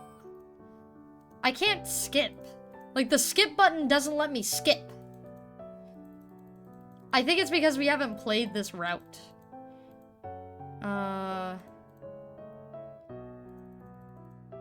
Oh. Oh, before she left the room, Sophia took one last look back at where that noose once hung. I'll read this part, because I don't think there was a lot of dialogue. You may not believe it, but my father had taps installed. Isn't that wonderful? Like taps for a bath? That's right, we used to have our maids fill the bath, but now there's no need. Amelia, you're so strange. I have taps at my house too. Truly, you must live quite the lavish lifestyle yourself. I don't know about that. This is the bathroom. Allow me to draw the bath for you one moment. Alone in the hallway, Sophia peered back up the grand staircase, past the large stained glass window, and at the dark door shut tight. A moment later, Amelia popped back out of the bathroom. Feel free to go inside and make yourself comfortable. I will return with a towel in a moment. Thanks, Amelia. Water spewed from the rusted pipes into the steel-lined wooden bathtub. Everything else was silent. Sophia took careful steps forward and peered into the bath. All seemed normal. With a sigh, she finally let her shoulders relax. Yet in her mind, all she could see was that woman, with her outstretched hand reaching towards her. She clutched her hand to her chest. It still shook. Sophia stumbled forward until her hands rested on either side of the washroom basin. Her fingers held on tight until her knuckles were bone white. It's okay, Sophia. You're just tired. Her eyes traveled up to the mirror. It was embellished with a golden frame. She stared at her reflection. She was still herself. It was all a figment of her imagination. That's when she saw it. In the mirror. Standing behind her was a young woman with long blonde hair. They nearly reached down to the floor, in deep blood-red eyes. She didn't try to speak or make any movement. She just stared with her big, dark eyes. Who? Sophia wanted to spin around, to confront the girl, but her whole body was frozen stiff. The young woman finally started to move. One step at a time. Maintaining eye contact through the mirror, she crept closer. Closer and closer, until Sophia swore she could feel her breath on the back of her neck. Her mouth seemed to be moving, but no words escaped her lips. Who are you? She spun around, but no one was there. The water overflowed from the tub, spilling out over the floor. Sophia rushed forward to turn off the tap, and noticed it. The water that came from the tap was red. A dark, deep red. She hurriedly turned the tap for what felt like forever, and finally it stopped. Sophia stared at the dark liquid inside of the tub. Without a thought, her hand dipped in. When she withdrew it, each finger was dyed red. Something about it captivated Sophia. She undressed one layer at a time, peeling away the still damp clothing, and stepped forward into the bathtub. So she has some sort of mental illness, or the place is haunted now. Or she was drugged. And my mouse died, so we're gonna be using the enter key. She sank down until everything under her shoulders was submerged in the liquid. It felt heavier than water, much heavier. Why would you get in a bathtub full of blood? That's my question. As she stared directly ahead, those blood-red eyes reflected in her mind. Why not just end it here? You're scared, aren't you? Just sink down. Accept your fate. Accept it. She could no longer hear the sound of the door opening as her face sunk down into the liquid, her eyes shut. Sophia? I knocked but didn't hear a reply. I brought you a towel. Sophia's eyes sprung open. The water was clear and the tap was still running, causing it to overflow onto the floor once again.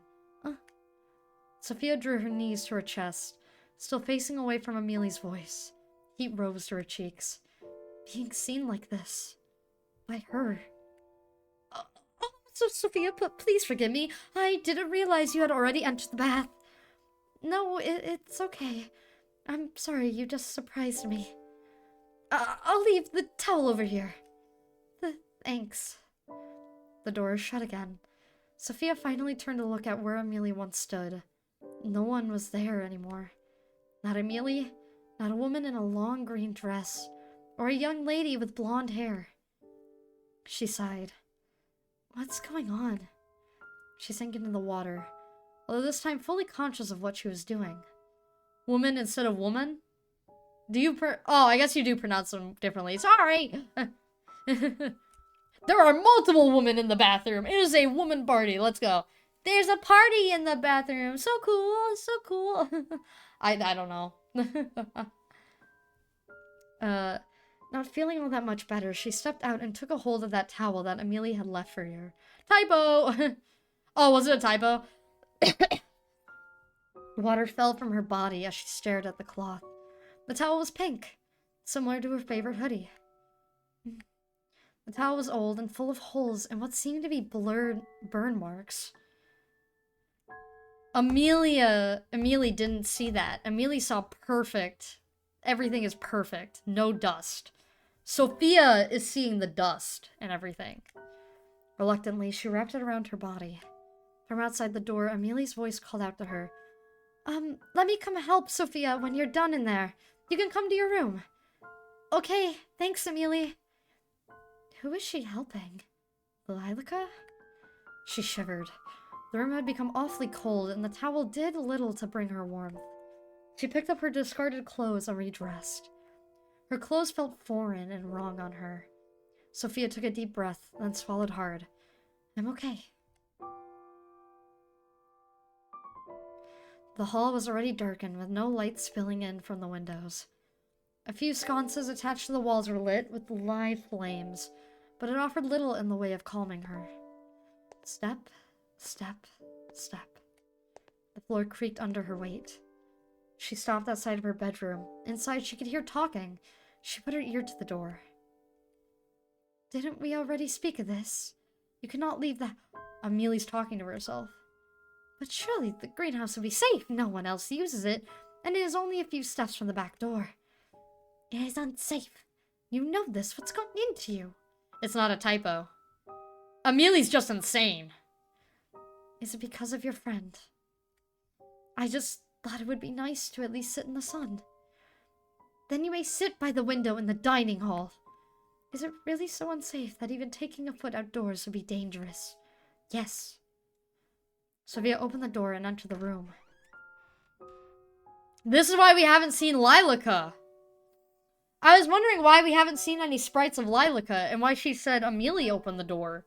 Because Lilica opened the door last time. There's a typo in the silly ghost scene. Oh, the woman thing? Yeah. Maybe Lilica was like maybe one of Amelia's favorite maids. And she killed herself. Or unalived herself. And that's why Sophia's seeing ghosts of her. And Amelia is just fucking insane. Also great that Amelia is schizophrenic. Very happy for her. I know, right? Yay! Schizophrenia! Amelia stood by herself, making the bed. Sophia, I see you're done with the bath. Sophia looked away, thinking of what had happened in that bathroom.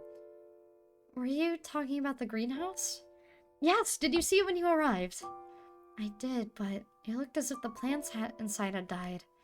Oh, that's impossible. It's barely been any time at all since the gardeners left. I'm sure the plants inside are more sturdier than that.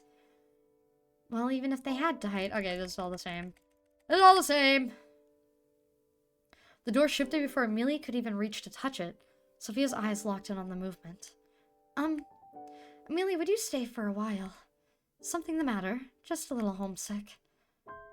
Sophia sat down on the bed before resting her head on the pillow. It was hard. Of course, why don't we chat for a while? Then come join me.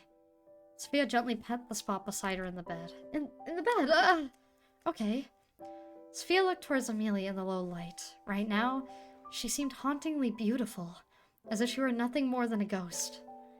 Thanks for staying with me for a while. It's nothing to worry about. Truly, I wanted to spend more time with you too. Really, you don't find me boring. You're the most interesting person I've ever met. Don't be silly. I'm being completely honest. You are truly so unique. I think the same about you. Never met anyone like you. Really. Her mind flashed back to all she had seen. Really, she truly had never met anyone like Amelia. Go eat food, Kyo! What the fuck? You wrote so much about yourself, and yet seeing you in person, I fear there's so much I don't know. There's plenty of time for us to tell each other everything. And then tell me something about yourself. Something you never told anyone. Partially blind in my right eye. Really, how well can you see? This is all the same. Amelia shook her head. Enter! Abuse the enter bar!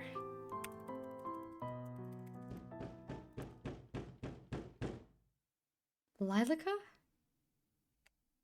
At some point, the two women had gotten close enough together that they could feel each other's breath on their lips. They give you multiple options to defy your fate, by the way. Two parted with reddened cheeks. Amelia quickly brushed her skirt off, standing up. I should be going to bed. Please, rest well. We could talk more about it in the morning, right? Right. Good night, Amelia. I'll see you tomorrow. Amelia left the room. Meanwhile, Sophia's eyes studied the space. Oh, I need my okay, I do need to charge the mouse. Hold on, chat. I don't know if you can hear me, but I'm walking to the other room just to get the charger.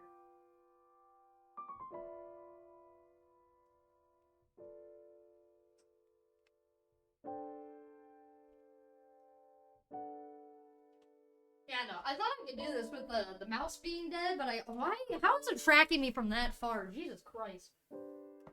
My model is something. Oh, I think it's tracking me through the mirror. That's what it's doing. Hopefully, the tracking's not bad now. Is it off? I don't know how weird the tracking looks. Hold on. Oh, face reveal. Let me just fix that real quick. That way we don't have problems. Why is it trying to switch all my devices? Huh? Ash Sanctuary, what the fuck did you just send me?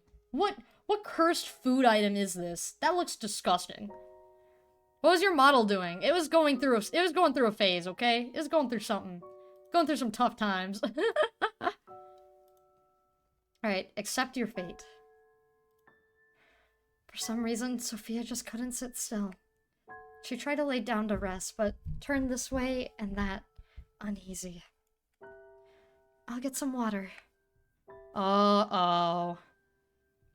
The hallway was dark, with most of the sconces having been blown out already. Sophia stepped carefully through the space, conscious of the sound her footsteps created. The kitchen was by the stairwell. Hand-painted portraits were lined up in rows of either side of the hall. She stared up the grand staircase. Each step was inviting, enticing her to make the ascent. Her large eyes stared once again at the imposing stained glass window, and then to the doors that awaited upstairs. Her hand rested against the kitchen door, her fingers dancing over the handle. It stayed there as her mind debated with itself. Waiting. Waiting.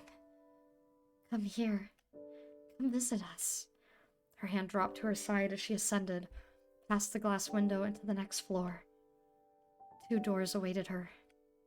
A chill ran through the air as a scene played out before her. 2 women dragged a man's body up the staircase, leaving a trail of blood on the otherwise pristine carpet. They pushed open one of the doors. The man's head hit the final step, but he made no move to stop them, nor cried out in pain. He was already long dead. The figures disappeared into the room. When Sophia blinked, the door was shut again. She trembled. The master bedroom. From behind that closed door, a voice called out to her, but the words were much too faint to make out. Her hand rested against the handle. Sophia couldn't stop it from shaking. With a careful motion, she pushed the door open. A musty smell came from further inside the dark room. Sophia, peering into the darkness, quickly took hold of one of the lit candles near the room and stepped inside. A portrait sat above a large canopied bed. The curtains were pulled back, hiding whatever was inside. In the portrait, Amelia sat beside a woman with a green dress and brown hair, done up into a bun. So her mother unalived herself. Standing behind them was a man with an imposing brow and a large beard. A family of mice ran from under the bed and out of the room. Sophia jumped to the side, narrowly avoiding them. Step, step, step. Each step brought her closer to that bed. Each step made her chest feel heavier, tighter.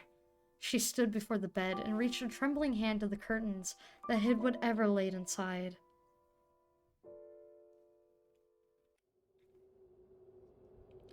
wind blew from somewhere unseen, and her candle is extinguished. Behind her, the door shut, and the room plunged into near complete darkness.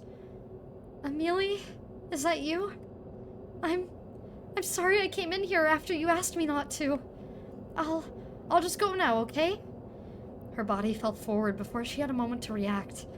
She tumbled through the curtains and landed on something hard that rested on the bed. What? The curtains flew open, and the moon shone in from outside.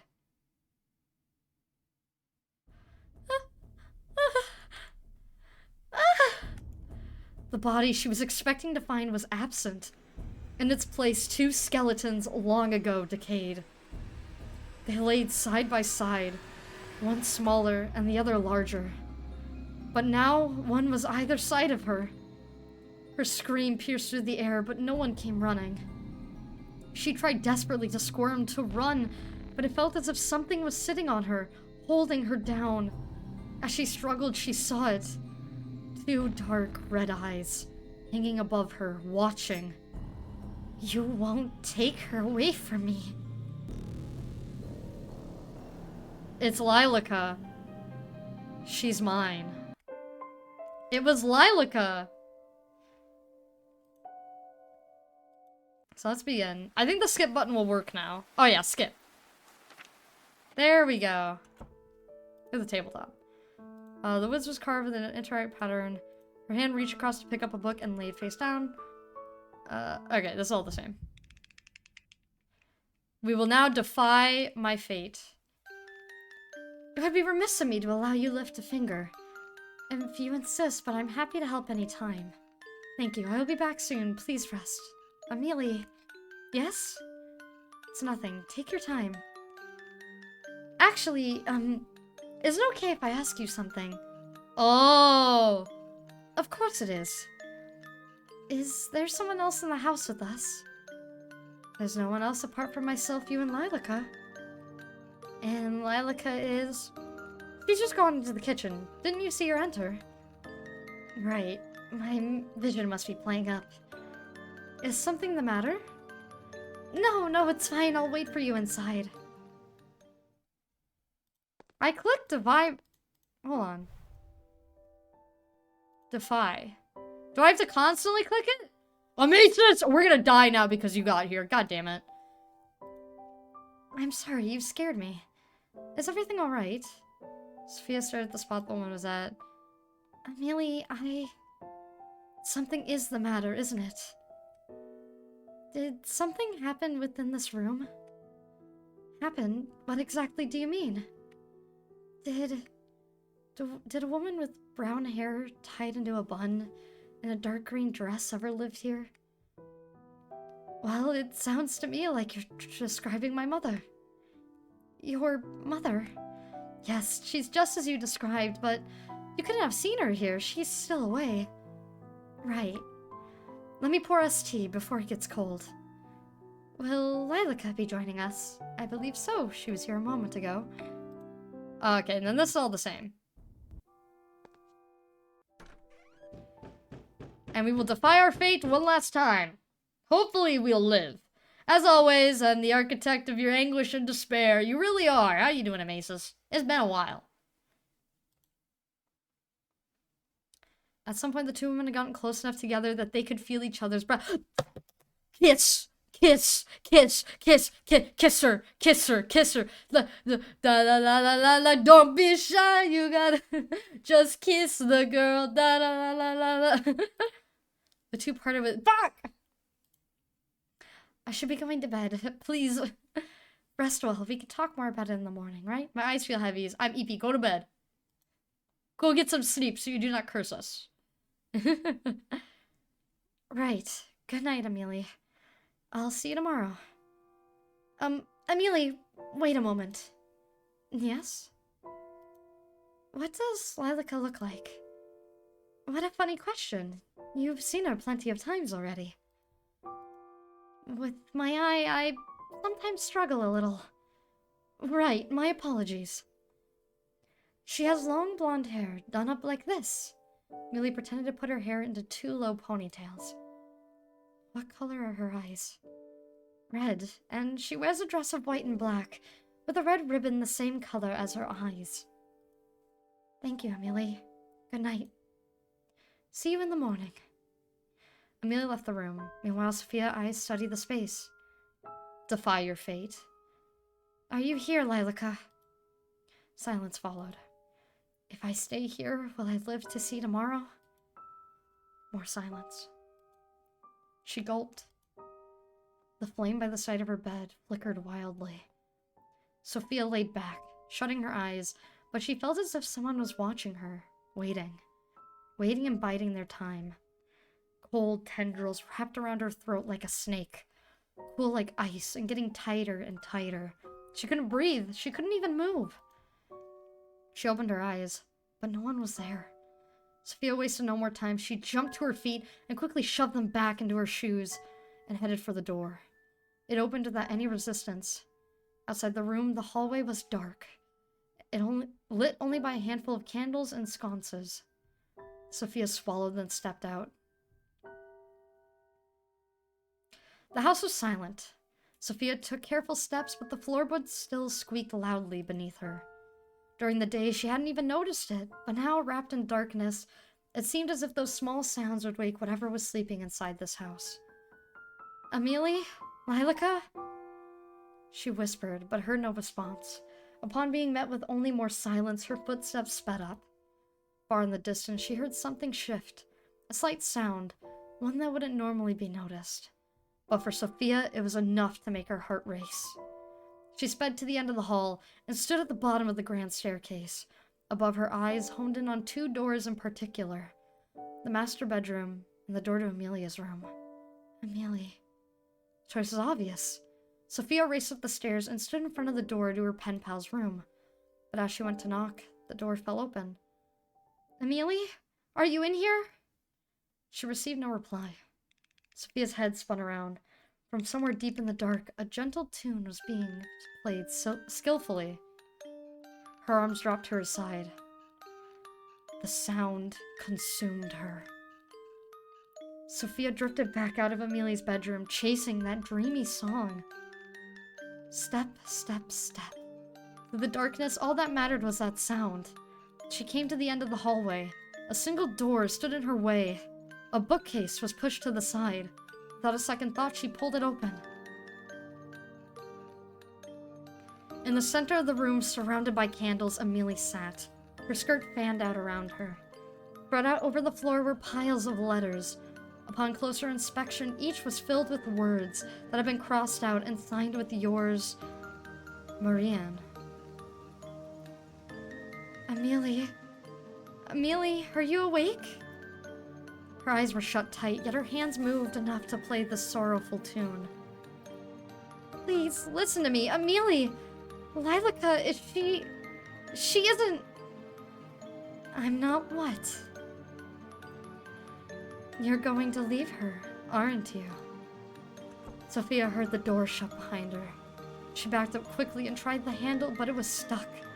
Amelia's eyes finally opened. In place of her usual golden eyes was a glare of deep red. Amelia, snap out of it. Please, snap out of it! You want to take her away? Amelia, please. One by one, the candles blew out, and the two were plunged into darkness. Amelia's body slumped forward and crashed to the ground. It's nice to meet you, Sophia. I'm sure we're going to have a fun time living together. Since you will be staying with us after all, right? Oh! Lilaca possessed her! Oh. Yours Look at how fucking fucked up Lilaca— Oh, you guys can't see it. Hold on. Let me get rid of you. Look at how— if I hover over Lilaca, look at how fucked up and shaky he is. Yours, Lilaca. Lilaca. Alright, let's hop into it. I'm assuming we get to know more— Oh yeah, let me turn everything back on. Oh, wrong chat. There we go. Oh, wrong model. This one. This one. There we go. The rain never seems to cease at this time of year. It pours from the sky and it's on, we've seen this, okay. Oh, wait. Back. A beer. Oh. Oh! Enough to make the young woman flinch, but enough to make her waver. The woman sat beside a man with an imposing brow and a large beard. The man wheezed and coughed, but kept hold of the newspaper in his hand. The front page read the following. The Great Plague of London. 7,000 deceased. The man frowned at the words. How utterly preposterous. What on earth are the physicians doing? The lady next to him coughed into her handkerchief. When she pulled it away from her mouth, it was stained red with blood. I am sure they are trying their best, my dear. Their best is going to kill everyone!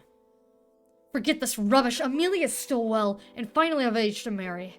We will arrange for a suitor before she becomes sick. If we send her out there, then she will certainly grow sick. She should stay here, locked in her room until it is safe to leave. No man will want a woman who has spent her only good years locked in her bedroom. But she will be safe! The lady held her cheek, which quickly reddened after the impact. The lord glared at her behind his bushy eyebrows. You would do well to remember who she belongs to, who you belong to. The lady blinked, trying desperately to stop her eyes from welling up. Lilac, please come here. Her voice carried through the otherwise empty home. Time seemed to pause for a few moments before a woman with blonde hair, cascading behind her, entered the room. She wore the dress of a maidservant, and a neutral expression that wavered just so after seeing the mark left by the lord's hand. She stepped forward, crossing the tiled floor with slow steps that seemed to match the pace of the thunder that roared outside. The lady nodded to the maid nodded back to the lady. The moon reflected from the metal object in the maid's hand as she swung it down into the lord's throat. Jesus, well that escalated. They planned this out for a while then. He let out a gargled scream. Blood splattered out from his mouth, and he tried to speak, tried to yell, but it was too late. He fell forward onto the floor, and the tiles darkened into a crimson red. He squirmed and crawled, searching for something that no one would ever know. Before he fell still only a few minutes later. The lady stared at the scene. Her heart raced, and a laugh escaped her lips. Finally. Finally. You'll never hurt Amelia. I hope you rot in hell. The maid wiped the knife against a small white hand towel. The stains would never be fully removed. My lady, I will deal with the blood, the body. I will help you. He is too much for you to carry alone. But, my lady, you are sick. And I will get no better sitting here. The two grabbed him by an arm each and dragged him towards the stairwell, leaving a trail of blood in their wake. No other words passed from their lips as they executed their task. They reached the end of the hall and began the ascent to the first floor. The lord's head hit against each step with a soft thunk. Thunk, thunk, thunk. The house was silent in all other regards. Two doors sat next to each other. Both were shut tight. As the two women reached the top of the stairwell, the maid pushed open the door to the master bedroom and entered.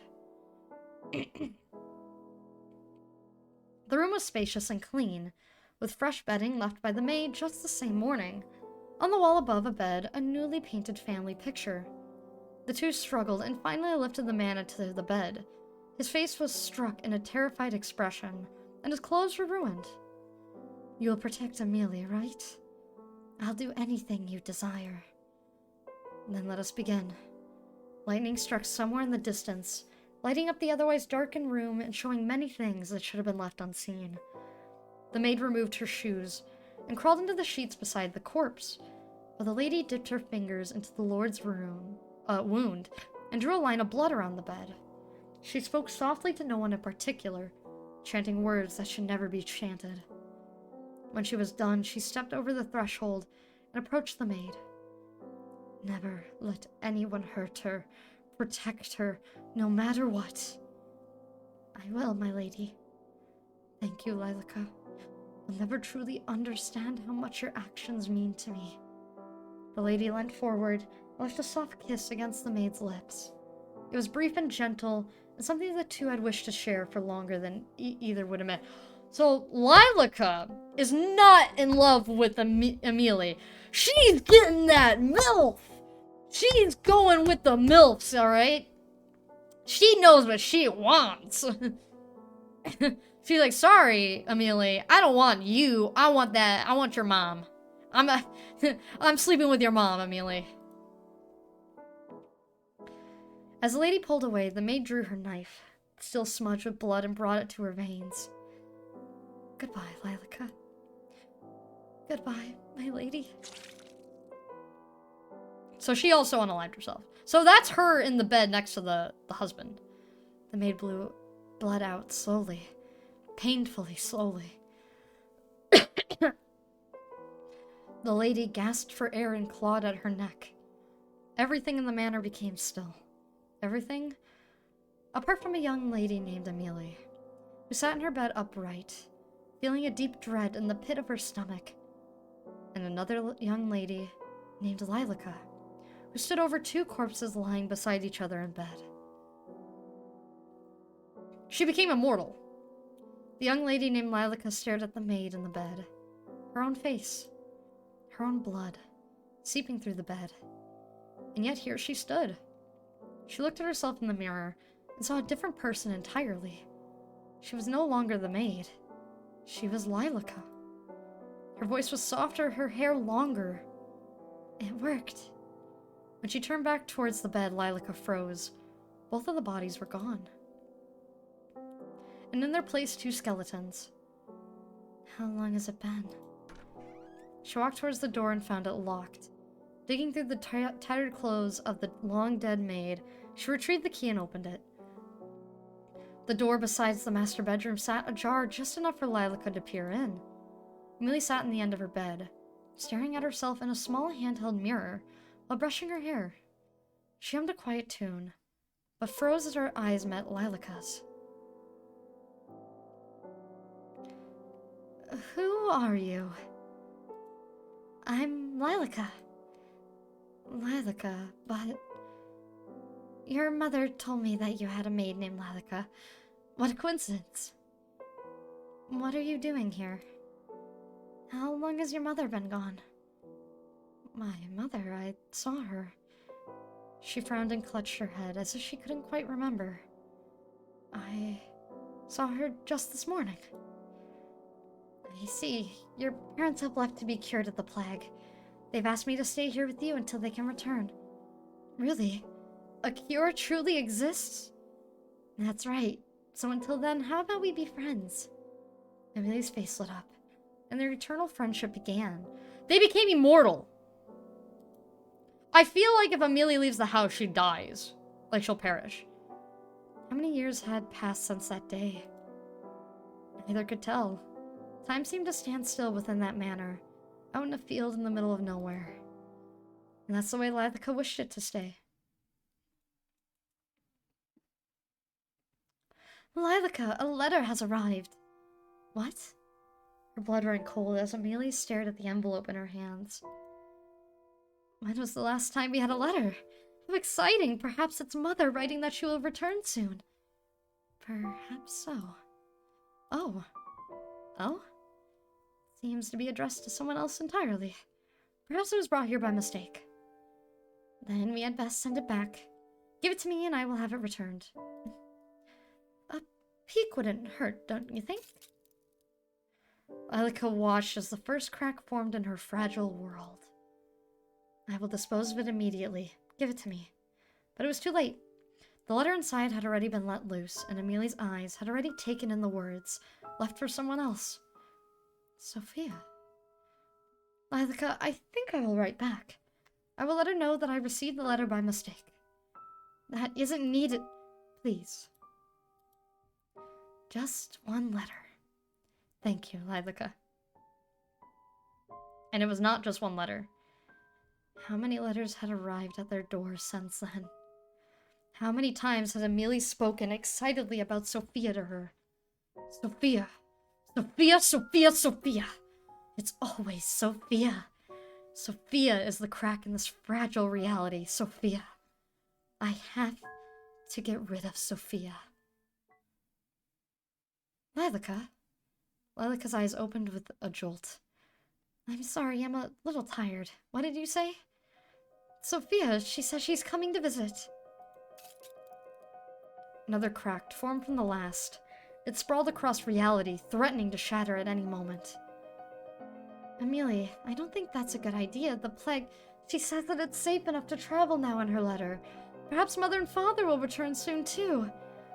Lilaca forced a smile. But we don't need anyone else here. We have each other. Of course, you are my dear friend, Lilaca, but Sophia and I have been writing to each other for... She shook her head, as if chasing off the beginnings of a headache. For a long time. Anyway, I'm excited to finally meet her. Won't you be excited with me too? We can all be friends. Right, friends. I'm sure we'll all be the best of friends. The best of friends. Till death do us part. For an amount of time that neither Lilaca or Amelia could truly comprehend, the house was suddenly buzzing with life. Amelia's footsteps were light and her days filled with excitement as she awaited the arrival of Sophia. And finally, to Lilaca's dismay, the day came. The pendulum clock on the wall swung back and forth, ticking down the time. Lilaca stared at it, wishing that it would slow down even further. 10 minutes, then 20. Then an hour passed as the two stood by the door, waiting for a knock. She seems to be late. Perhaps she is not coming after all, Amelia. There's no need to make such a sullen face. Mayhaps this is for the best. She wrote that she would be here, so I shall wait. With her face hidden from Amelia, Lilaca scowled. Do you truly believe it's safe to have visitors during the outbreak? Lilaca, I believe we have been isolated long enough, and Sophia has written that it is safe. I trust her word. She would not endanger us. And if your pen pal turns out to be... Okay, we've already read this. Knock sounded at the door. Instantly halting their conversation, Amelia rose from her place and took a steady step forward, before Lilaca raised a hand to her. Allow me to see if she should truly be allowed to enter. The door groaned as it slowly swung open and revealed the young woman who knocked at the door. She was drenched from head to toe. Lilaca stared at her. Light hair and eyes. She looked almost like a kitten. Instantly, Lilaca's dislike for the woman grew. Lilaca stepped to the side just in time for Sophia to bounce through the door, wrap her arms around Amelia. Her blood boiled. She watched as the clothes she had carefully handmade became drenched by someone unworthy. Someone that didn't deserve to even look at Amelia. Amelia! Sophia. Still the same. Oh, whoops. Wrong button. Oh wait, back.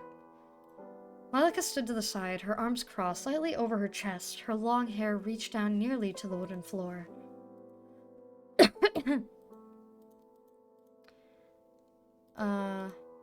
I remember, I've kept all your letters safe, don't worry. As you should.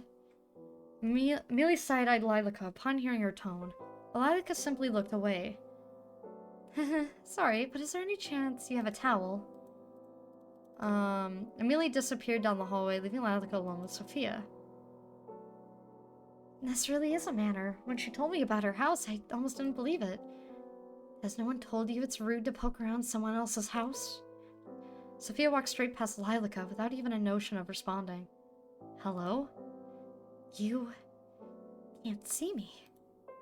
Sophia ran her fingers along the edge of the tabletop, before reaching to pick up a book that rested there.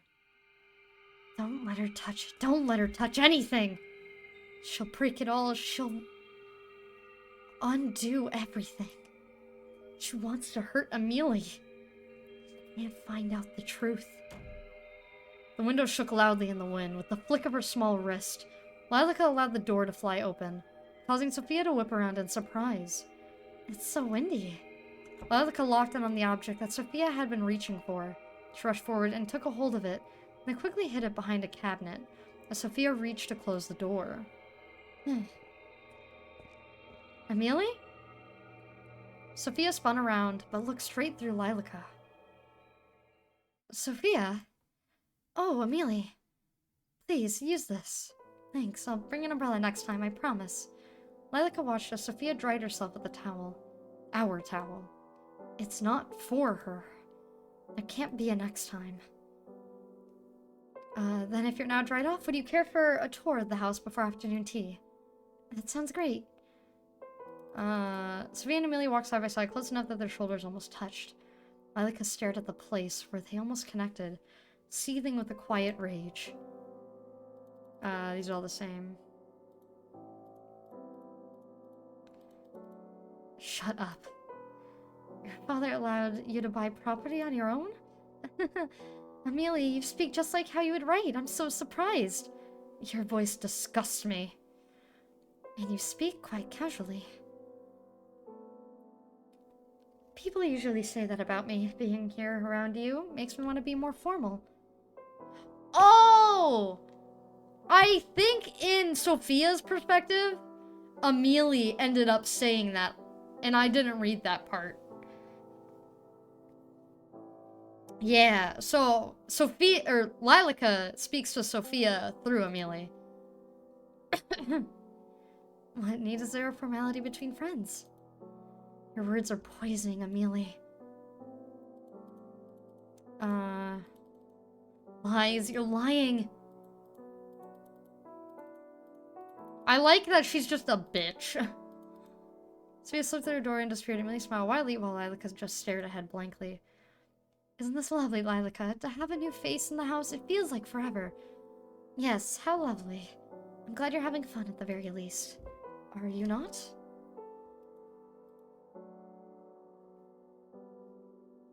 Sever her fate. I'm always having fun when we're together, Amelia. We won't sever the fate yet. So this is all the same. The pastries are ready for serving. Excellent, I'll just fetch the tea then. So this is all the same. It's whenever Lilaca leaves. The walls had eyes. Eyes that tracked Lilaca's every move. They followed her as she made careful, deliberate steps towards the sitting room. They stared, their eyes bulging, judging. They had no mouths in which to scream, but Lilaca could still hear their words. We all sacrificed ourselves for you. Hope. Our only hope.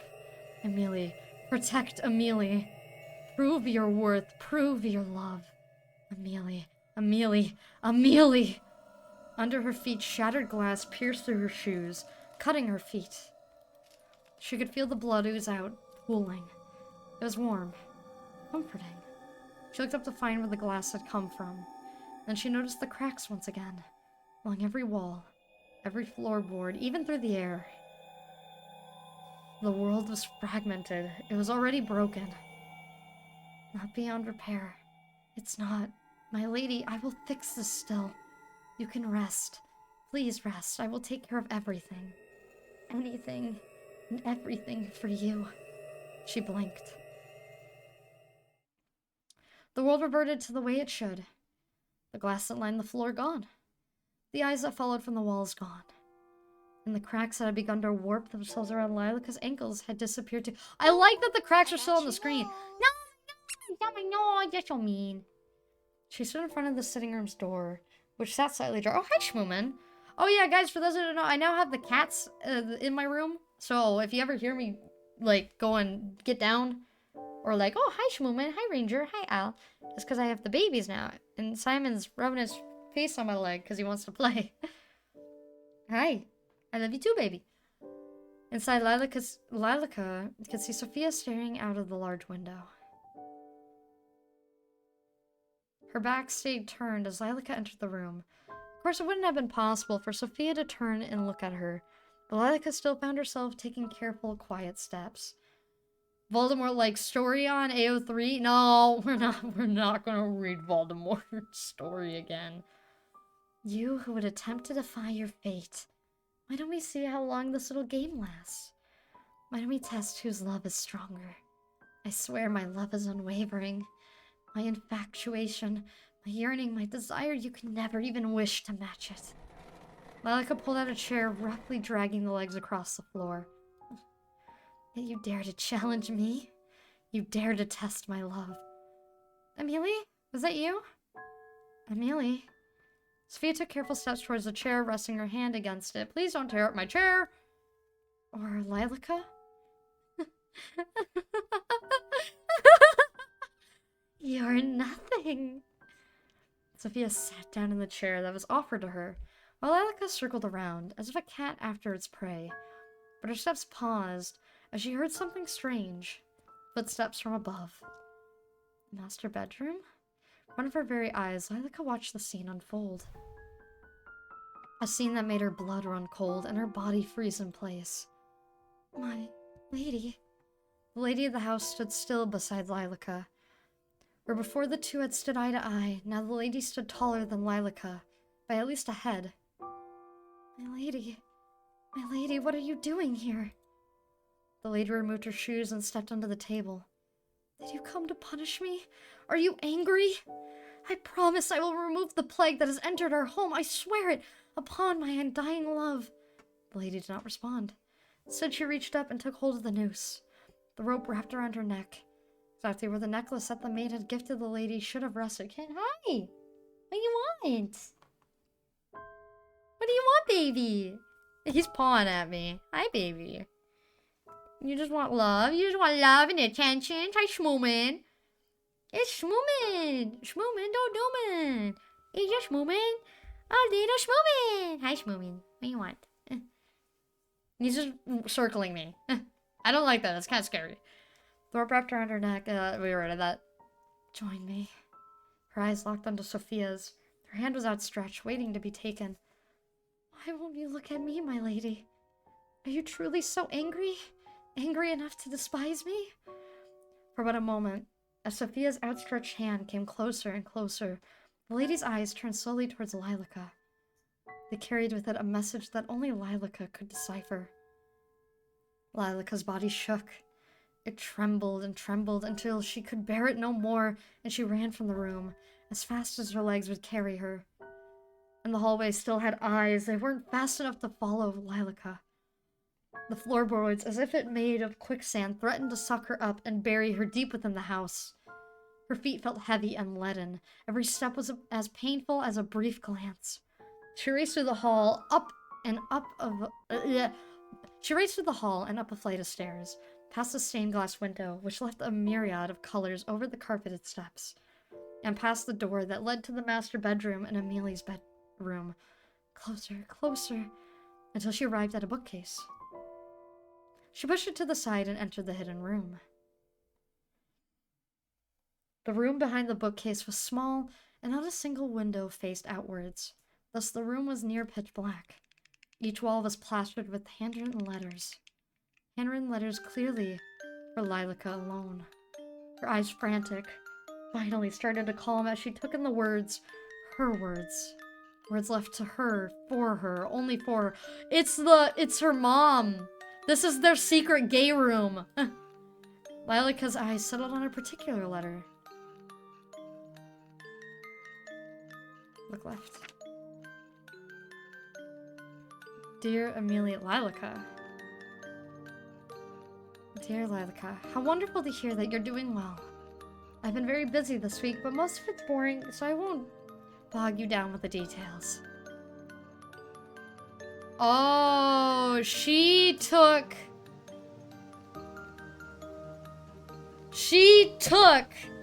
all of Sophia's letters and crossed out the names so it would look like the mom, which is Marianne, was writing to her. But do you know what happened just yesterday? Of course you don't, you weren't there. I was walking home when I found an abandoned kitten. Someone left it in a box on the side of the road. How could anyone do that? Anyway, I took her home. I named her Lily, after you. It's a little embarrassing writing it out like that. I hope you don't mind. Yours, Marianne. Look right. Dear Lilaca, I spent the past week studying Studying, studying, studying. Don't get me wrong, I enjoy it, but everyone needs a break, you know? On my desk, I have a little cactus in a pot. To be honest, a cactus wasn't my first choice, but I've killed every other plant I've ever owned. Anyway, it bloomed. There's one beautiful flower coming out of it. I couldn't be happier. So that makes studying easier. I think your environment makes a big difference. How about you? Do you have any plants? Yours? I'm looking forward to hearing about it next time. Yours? Marianne. Look ahead. Dear Lilica, today was tough. I tried my hardest, but I still failed. Don't you think life is unfair sometimes? I wish trying hard enough was all it took to succeed. Sorry, I'm whining, aren't I? I came out of my interview and it was raining. I thought just my luck, but something interesting happened. A rainbow in the distance peeked out from behind the gray clouds. It reminded me of you. And then I felt a little bit better. I hope we can meet soon. Yours, Marianne. She ripped the letter from the wall and clutched it to her chest, collapsing to her knees. She couldn't hate me. She couldn't. She adores me. Like I adore her. She entrusted her to everything. Her everything to me. Everything. Her everything. Amelia. The letter dropped from her fingers that were neither cold nor warm. You want me to get rid of that disease, don't you? You won't accept me until I protect Amelia. Is that right, my lady? I'd do anything, anything you'd ask. So if that's all I have to do, then I'll do it.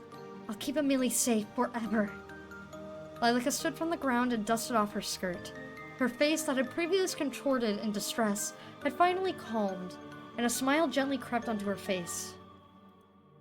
I love you, my lady, and for you I will love Amelia too. Oh my god, she's crazy. She's crazy, Chad. She's fucking insane. Run! Don't stick your dick in crazy. Well, I guess don't stick your fingers in crazy. I should light the scones too. Where did I put those matches? Right here. Ah! You gave me a fright, Lilica. Where have you been? Preparing the guest room for your dear friend, of course. How kind. Sophia's just preparing for a bath at the present. I'm going to retrieve a towel for her from the linen closet. Amelia, I think it's best you send her home. Post haste. Alright, this is all the same. She wants to leave? Leave the house? No, no, no. She can't leave. She can't go on here. Why is lesbian censored? Crazy lesbian. But crazy is the best, yes. She can't go anywhere. She belongs here. She was entrusted to me. The lady of the house should not study, Amelia. You must stay inside the house and await your parents. This is all the same. Alone, Lilica stared at the bathroom door, which was shut tight. Behind it, she could hear the water running. She could picture Sophia's body, slowly shedding its layers of clothes before she stepped into the hot water. The image was enough to force her hand. Uh-oh. The running water sloshed into the steel-lined wooden tub. A state-of-the-art system. No one else in the country owned anything like it. But how many years ago was that? How long had it been? Sophia leaned over the sink, her bone-white knuckles grasping either side of it. Her back was turned to Lilica. If she wanted, she could stab her in the back and be over with it. No, no. I need to keep Amelia's trust. She needs to leave, or go somewhere she'll never be found. Or do it herself. Sophia lifted her face to the mirror, then froze. Her eyes bore into it, as if she were seeing something she shouldn't. Lilica stared back, unmoving. Leave. Leave already! Who? One step at a time. Maintaining eye contact through the mirror, Lilica crept closer, closer, and closer, until the two were nearly touching. Why do you want to take Amelia away? Can't you see that she loves me? Me! Not you! Your words are poisoning this household. If you don't leave, I'll kill you. I'll have no choice. I'll just kill you. Who are you? Sophia whipped around, but her eyes didn't focus on any spot in particular. To her, Lilica was gone. Lilica walked towards an open cabinet and pulled something out. The metal of the razor glinted. Lilaca raised it up, and she moved to stand over the bath. With ease, the metal cut into her arm. Drops of blood fell into the water, leaving tiny splashes where they connected. Blood still runs in my veins after all. Sophia rushed past Lilaca, desperate to turn off the overflowing water before she froze once again. She saw she saw Lilaca's blood. This is the same. Why not just end it here? You're scared, aren't you? Just sink down. Accept your fate. Accept it. Lilaca's widened eyes went from the door to the young woman in the bath, then back again. Excuse me, I'm coming in. Lilaca ducked behind the folding screen just in time to hear the door open. This is all. Yeah, it skips this part. Okay. Before Lilaca had a chance to even catch her breath, the bathroom door opened once again, and Amelia stepped out with flushed cheeks. Did you tell her that she must depart? No, Is something the matter? Are you feeling unwell? Your face is bright red. So Sophia will stay until she decides to leave. No, she must leave now! Tonight! No longer! As you wish.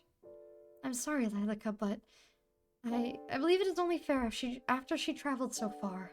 And she is my friend. That woman, that siren! Look what she does to our Amelia. I'll finish preparing the guest room. Let me come help Sophia. When you're done in there, you could come to your room. On the other side of the door, Sophia's voice came in return. Okay, thanks, Amelia. The guest bedroom was freshly clean with new linen. Lilac had prepared the room well in advance.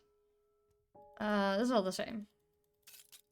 Oh, no, it's not. It's been long since we last used it. By now, a dozen cracks stemmed from a dozen other cracks, filling the entirety of Lilaca's world. At any moment, even a breeze would make everything collapse. Didn't we already speak of this? You cannot leave the house. But surely the greenhouse would be safe if no one else uses it, and it is only a few steps from the back door. It is unsafe. You know this. What's gotten into you? It's because of your friend. I just thought it would be nice to at least sit in the sun. Then you may sit by the window in the dining hall. Is it really so unsafe that even taking a foot outdoors would be dangerous? Yes. Sophia, I see you're done with the bath. Lilaca crossed her arms over her chest, anger already rising in her chest. Were you talking about the greenhouse? Yes, did you see it when you arrived? I did, but it looked as if the plants inside had died. Oh, that's impossible. It's barely been any time at all since the gardeners left. I'm sure the plants inside are more sturdy than that. Well, even if they had died, maybe we can go in and replant some things tomorrow. How wonderful. Have you not heard a word I said? It is unsafe to do so. Oh, don't be such a spoil sport. I think it would be perfectly fine. Well, it's getting late now, so I'll leave you to retire. If you need anything, my room is just upstairs on the left. Good night, Sophia. Poison dripped from her voice as Lilaca left the guest room behind. The house had a heart, and that heart was beating to the same rhythm as Lilaca's. It was frenzied, on the verge of losing control. It echoed through her head, through the hall, through to every corner of the building. Like Morse code, it was as if the house itself was telling her to do something. Get rid of her. Cut out the disease. Protect Amelia. She bit her thumb, pacing back and forth. Amelia will be upset. But Amelia doesn't need anyone else. She has me. She won't be upset for long, and she'll forget. That's right. She'll forget. Her breath hitched in her throat. But what do I do? What do I do? She just won't die. My lady, what am I supposed to do? At that moment, Lilaca put her ear to Amelia's door, listening intently. How about coming away with me for a while? Away? Outside of the house? What about the sickness? Away? Outside of the house? It's okay now, you'll be okay. You could come stay at my house. I could show you around my school. You don't have to go through an arranged marriage if you don't want to. Lilaca's hands balled into a fist at her side. You would do that for me? You're my dearest friend, and I actually... You think you can take her away from me? Lilaca's bald fist slammed against the door. Each one sent a pain shooting up her arm, all the way to her shoulder. Inside, the voices went quiet.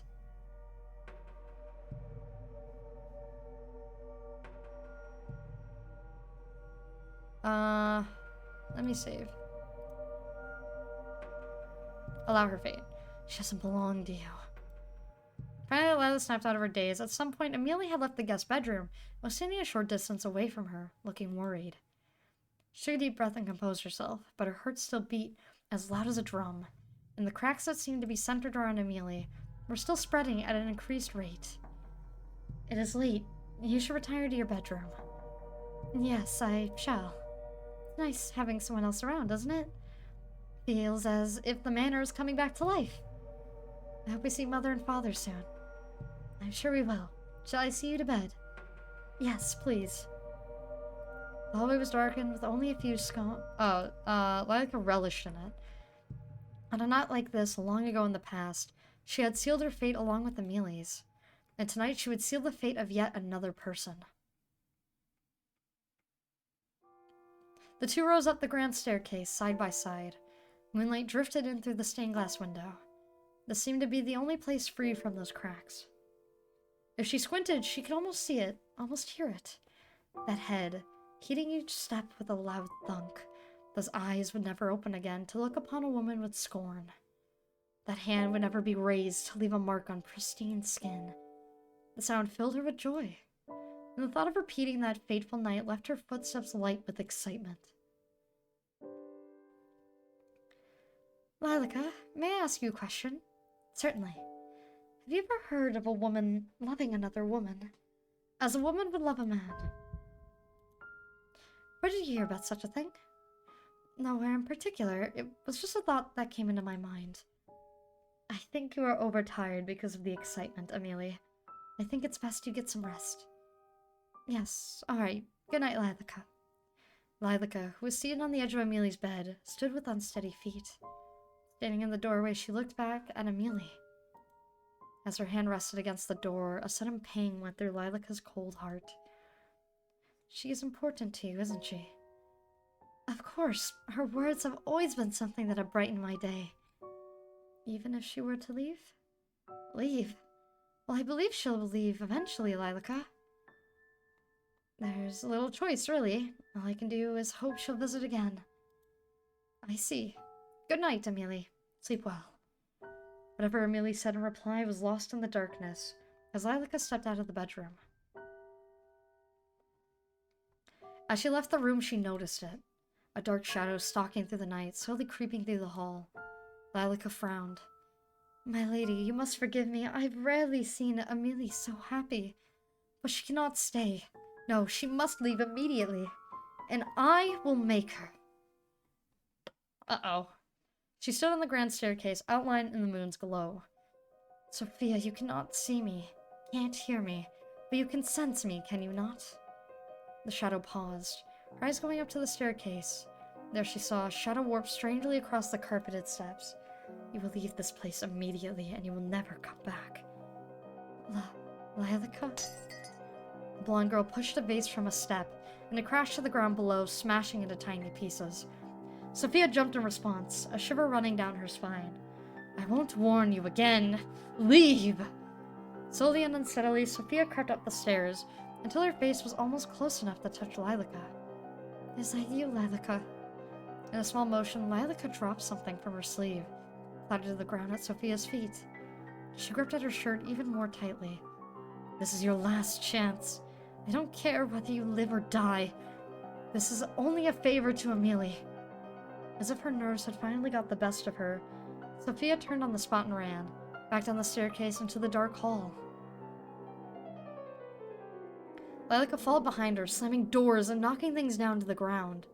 Sophia, too scared to even turn around, ran as fast as her legs would take her, till she reached the front door. Instead of being locked and closed up tightly, it sat open as if waiting for her to leave. She didn't waste even a single second more, and she was gone. She's gone. Gone. I did it, Amelia, I did it! You did what? Did you? This isn't what it looks like, Amelia. Please, listen to me. Did you force her to leave? No, I'm going after her. Lilac jumped in front of the door, arms wide. Oh, I was supposed to deny her fate. Whoops. You can't. Why? It is unsafe to do so. You belong here with me, together. I've had enough of this. That being unsafe. Lilac, either you move to the side, or any friendship I thought we had is gone. Lilac wavered. Her arms, which had held such conviction, began to droop. I have always done what's best for you, have I not? All of this time, have I not remained at your side? Please, trust me. I only did what I had to do. So this is what you've decided. Don't come near me again. Amelia turned her back to the blonde-haired woman, who dropped to her knees as she watched her leave. Amelia! Good night, Lilac. Darkness filled every inch of her brain. A voice screamed out from inside of her, mocking her. This isn't right. My lady, this isn't right. Didn't I do the right thing? I let her go. I did her a favor, but Amelia is upset.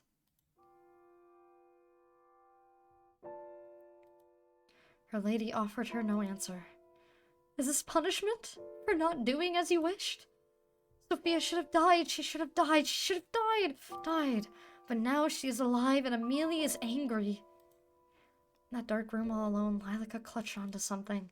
Something she kept hidden in a closet, away from any prying eyes. She held it tighter. Its green dress fell apart at her touch. Can't you make this all better again? Can't we make her forget? Forehead fell down and rested against the other person's shoulder. They remained silent, as they had been for many long years. I'm sorry. I'll make it all better. We can make her forget. Can't we? Can't we start again? Just like before, we could start again. Lilac stood, placing the skeleton of her lady carefully back in the closet. Keep waiting for me. I promise I'll make everything right again. Let's start again, Amelia. You and me, forever. Lilac walked into the room, holding a tray carefully in her hands. On it sat a teapot and 2 cups. Amelia, I brought the tea. Excellent, it smells delicious. Amelia smiled brightly, filling Lilac with happiness in return. Lilac, may I ask you something? Of course. I found this letter by the front door. Do you know where it came from? Amelia held out an envelope. The front was blank. How strange. Perhaps it was delivered here by accident. Lilac took it from her and opened it. At the bottom it was signed, Yours always, Sophia. Yes, it seems to be for someone else. I'll mail this back, yes? Thank you, Lilac. I appreciate... Every day is a loop. They looped it. That's why she can't remember. This is why she can't remember. Oh my god. The house is cursed to be looped over and over and over again. So while she has been writing to Sophia for years, she doesn't remember ever, like, completely writing to her. She kind of, like, knows a little bit. Like, she faintly remembers. Because she retains her memories. I'm assuming. Or, like, most of it. What she deems as very important. So she at least remembers Sophia, but she doesn't know how long it's been. So I think when that first letter arrived for Sophia, it was not the first letter. It was actually, a letter they've had before. Thank you, Lilac. I appreciate it. Finished with her tea, Amelia stood first and left the room. Lilac smiled. From under the table, she pulled out a stack of envelopes that seemed to match the one Amelia had given to her. Then all at once she threw them into the fireplace. Goodbye, Sophia. So this is like Lilac's good They ask ending. you how you are, you just have to say that you're fine. Goodbye, You're Sophia. not really fine, but you just can't get into it because they would never understand. Now let me click continue, and let's deny her fate. I think that's what we're supposed to do. Nothing's ever fine. Hello, Jester. Welcome in. How you doing? Hi. She doesn't belong to you. And the cracks that seem to be centered around Amelia were still spreading at an increased rate. It's late. You should retire to your bedroom. Oh, hold on. Skip! Tomorrow everything will be better, so sleep well. Lilac steeled her resolve and stepped out of the bedroom. She first went back to the guest room and put her ear to the door. No sounds could be heard from behind it. Then she noticed something. Someone else, walking down the hallway unsteadily. Lilaca followed closely behind. Through the darkness, the other person was only a shadow, their features obscured and hidden. The sound of her light steps on the old wooden floorboards mixed in with the rain that was still raging just outside those walls. The kitchen was by the stairwell. That's right, by the stairwell. But you aren't going to the kitchen, are you? Hand-painted portraits were lined up in rows on either side of the hall. It seemed as if their eyes moved to follow Lilaca's every move. Sophia stared up the grand staircase. She seemed as if she were entranced with each and every step. They're waiting for you. Those two people, they're calling for you. Go on, go to them. Sophia's unsteady hand reached for the banister. Her ascent was slow and careful, her eyes fixed on that door. That special door. That room where the maid had met her end, and her most hated person rested beside her. That room where she had made a promise to the person she loved. Lilaca needed only to reach into the kitchen to procure the item that was waiting for her, had been waiting for her all this time since Sophia had arrived. A knife with dark age stains over the blade and hilt. Long had it sat there, festering, waiting, desperate for more blood. Like a hunter stalking her prey, Lilaca followed behind Sophia, the knife gripped tightly in her hand. The two stood side by side, staring at the door to the master bedroom. It was shut tight, as it had been for countless years. Sophia trembled. With a smile, Lilaca reached over to give her arm a squeeze.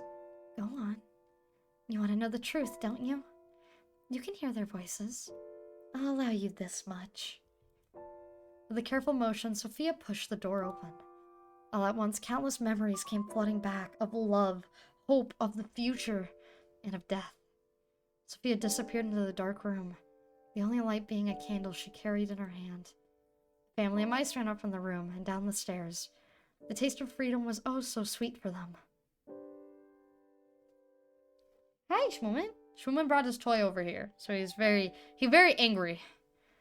More quiet than the mice that had escaped, Lilaca followed Sophia into the room, walked straight from the burning candle onto the wooden floor. She trembled as she reached a shaky hand to the bed. And at the same moment, Lilaca swung the door closed behind them, and the room plunged into darkness. But that darkness didn't matter to Lilaca. Not to she, who knew this room like the back of her hand. Amelia, is that you? Amelia isn't here to save you. Sophia's eyes searched the room to no avail. I'm sorry I came in here after you asked me not to. I'll just go now, okay? The pale-haired woman fell back onto the bed before she had a moment to react. The yellowed bones of the lord of the manor and the maid rattled underneath her, flesh long deteriorated. Lilaca smiled.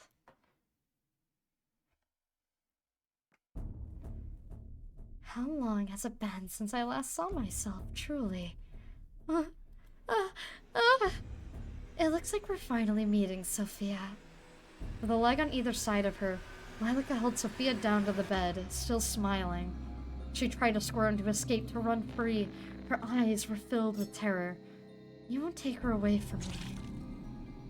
Sophia's screams became a muffled cry, before finally extinguishing fully.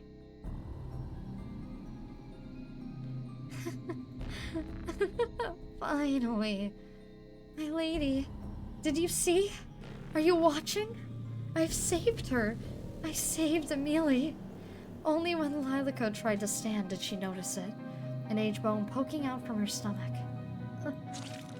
Dark liquid dripped out from around it. With a slight frown, Lilaca pulled it free.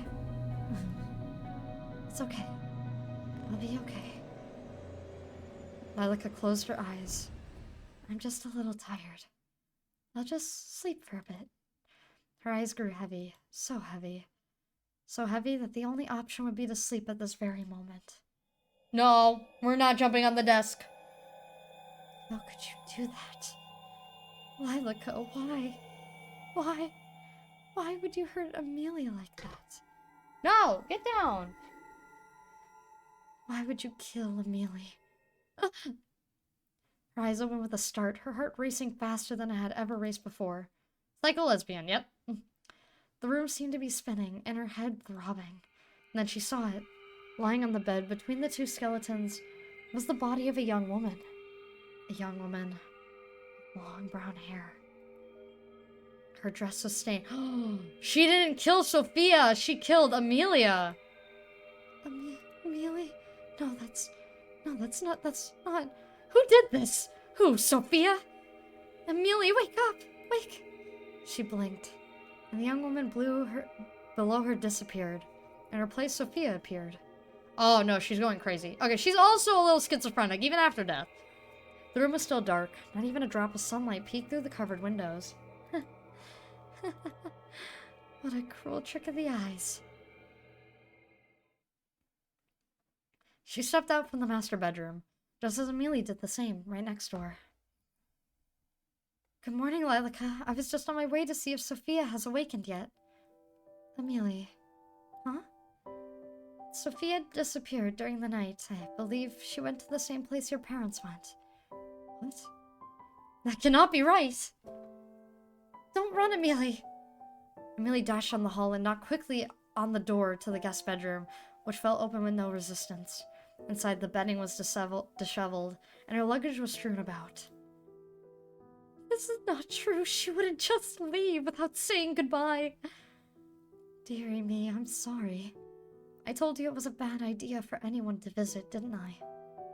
Oh, Lilica, this isn't fair. I thought she said we would. There. Come on. Lilica wrapped her thin arms around the young woman, gently patting her on the back. See? You shouldn't depend on anyone else. I'm here. I won't ever leave you. Amelia clutched at her back, tears already falling from her eyes. We'll be together forever.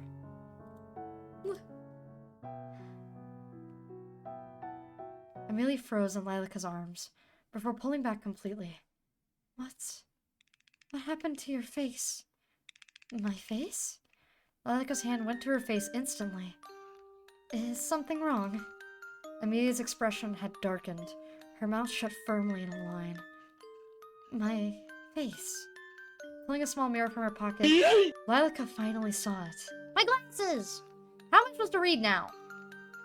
A black void of nothingness, where her face should have been. She turned and ran down the hall and up the stairs before Lilica could even call out to her. The void seemed to seep out from her very skin, oozing, leaking. And you take my nose, that's so mean. From the wound at her stomach. This disease-ridden hag. Amelia, wait! It's okay! Everything will be... Oh. Lilica's hand that reached out towards Amelia fell to her side. At the top of the staircase, in this manner, in the middle of a field far out in the country, Amelia stood in an open doorway. A doorway that hadn't been opened to her in more years that then she could truly imagine. And inside, she witnessed a sight she never would have. Her eyes hollow, and her body petrified. Amelia, this isn't... Stay away from me! Her long brown hair cascaded out around her as Amelia rushed into her bedroom, slamming the door behind her. Lilica rushed up the staircase, banging her fists against the locked door. Amelia, this is all a misunderstanding! She wanted to hurt you! I've saved you! She fell to her knees, her fist still pounding on the wooden door. A muffled sob came from within, then silence. The void surrounded Lilica, following from her wound, wrapping itself around her body.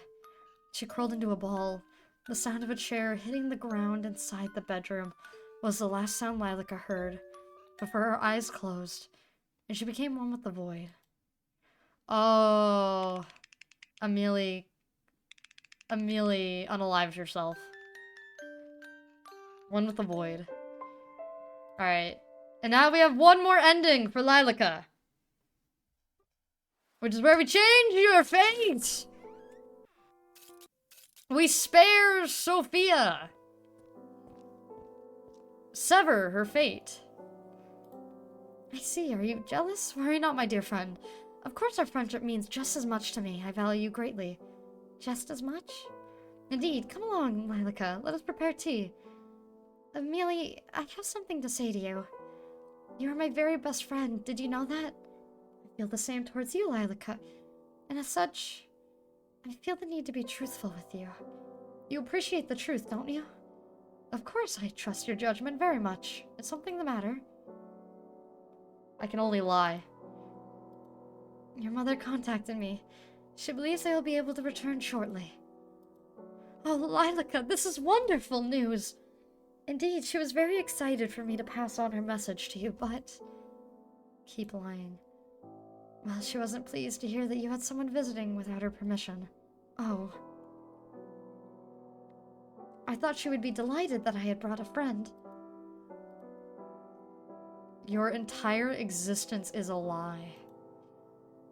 Of course, I pleaded with her that Sophia was a dear friend, but she wouldn't listen. I see. Did she say when she would return? No, but it seems to be soon. And I'll send Sophia away like normal tomorrow. I can't exactly force her out into the storm, can I? Why not? Lilaca. Naturally, I'm just teasing. Of course it wouldn't be right to send her away at a time like this. I'm glad to hear that we've come to an agreement. How pleased I am to know that Mother will return soon. Let's go prepare tea now, shall we? This is all the same. Look ahead. This is all the same. Stop reading. You say Mother is returning soon. It should be perfectly fine, don't you think? And what if she lies? She wouldn't do that, Sophia is a kind and good-natured person. She would not bring any danger to us. Did you know that Sophia attends a local... Oh, okay, this is the same. Sever her fate. Blood still runs in my veins after all. This is all the same, is it not? She froze once again. The water was deep, dark red. Her sluttered fingers, one layer at a time, she stripped. Like a watcher, her naked body stepped into the crimson water. Why not just end it here? You're scared. Just sink down. Accept your fate. Accept it. This part didn't change at all. Oh! Because she's gonna die! Holy shit! This is cool. You can hear me now, can't you? Why not just end it? You're scared. You're so terrified. You just came here to see your friend and look at what's happened to you. Amelia. Yes, Amelia. Amelia, where did you go? Where are you, Amelia? I want to see you. Shut up! You don't deserve to speak her name. You don't deserve to be in her presence. Why don't you just give up? Just sink deep into the abyss. Isn't it inviting? Sink. Right. I should. Isn't the water so warm and inviting? That's right. Just sink down into it. Then you'll finally be able to rest. Amelia. You. A knock came from the door. Okay, that's all the same. Destroy her fate. She doesn't belong to you. Lilaca? This is all the same. Yeah, this will all be the same. We're just gonna do this. Oh, tomorrow everything will be better. So whenever she says everything will be better, that means she's gonna kill someone. She's gonna kill a bitch. The hall was still dark with only a few candles to light her descent. It was quiet. Everything was asleep. The eyes that followed Lilaca wherever she went were closed. The voices that crept up from between the floorboards were silent. Somehow, that only made Lilaca more uncomfortable. But that didn't matter. Not now. She knew where she was going and what she must do. She inched closer and closer to that door that held behind it a sickness named Sophia. It was closed tight. Lilaca raised her hand, almost as if to knock, but instead pushed it open and entered. Hi, Schmooman. Welcome back. Just as the hallway was dark, so was the guest bedroom. The lantern had been blown out only a short while ago. No sound came from the bed. All was still. Lilaca crept closer and closer until she stood over the bed like a shadow. The woman underneath her kept her eyes shut tight. Her face was calm and serene. Lilaca couldn't help but smile as her hands wrapped around her fragile, pale neck. Her fingers dug into Sophia's flesh, so soft and easily bruised. Still, she didn't even shift. For some reason, that made Lilaca even more furious. But as the young woman named Sophia laid as still as a statue, her mind wandered back to another that had once done the same in this very house. A young woman who had left Amelia in Lilica's care, who had only wanted the best for her daughter, only wanted for her to be happy. The problem is she'll leave. That's the problem, isn't it, my lady? The cold fingers slowly unwound from Sophia's throat. That she'll leave and take Amelia away. But if she stays, then won't Amelia be happy? She'll be so happy. Always, forever. And then maybe you can... Lilica withdrew from the room in a rush, feet carrying her faster than they ever had before, through the hall, up the stairs, and into Amelia's bedroom once again. The bed was warm and inviting. Lilaca enveloped herself in that heat, wrapping her arms around Amelia tightly. Lilaca? Do you want Sophia to stay here forever? What? She will leave if we don't do anything about it. She'll leave and you'll never hear from her again. That's not true, Lilaca. She wouldn't just do that. My dear Amelia, I spoke to her just a moment ago. She was already packing up her bags. At that, Amelia rubbed at her eyes and sat up. It can't be true. Go check for yourself. Amelia, not wasting even a single moment, walked towards her door and peered down. From here, the moon was shining in through the stained glass, just right, illuminating the hallway below. In the distance, a shadow could be seen moving. Lilaca smiled. See? Lilaca picked up a toy doll that still sat on Amelia's bed, a relic from the past. Its straw-colored hair almost seemed to stand on end. Don't you want to keep her here? Don't you want her to be like this doll? Keep her here. Right. Your own special doll who will never leave you. Don't worry. I'll make it happen. Just for you. I'll make sure you're happy forever.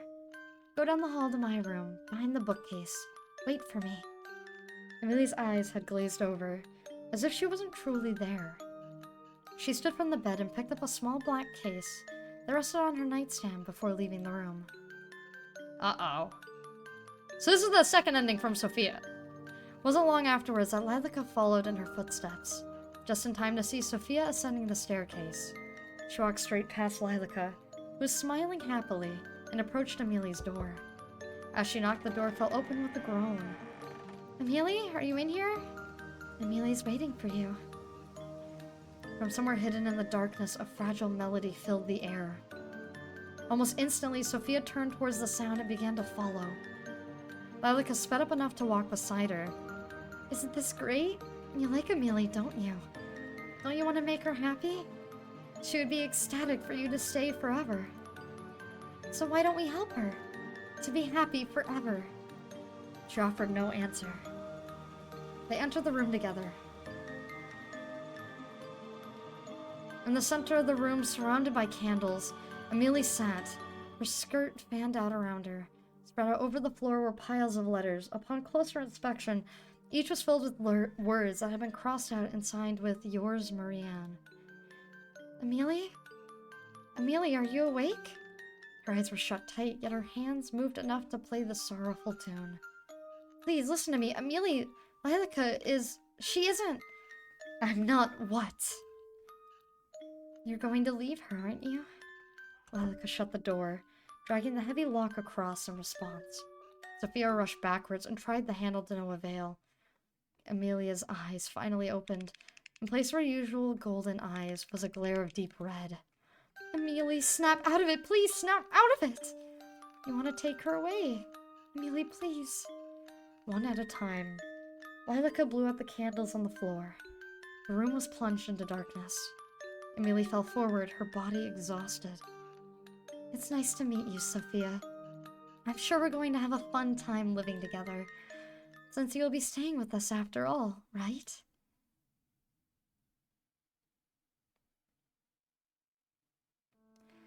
Lilaca, could you pass the sugar? Of course, Amelia.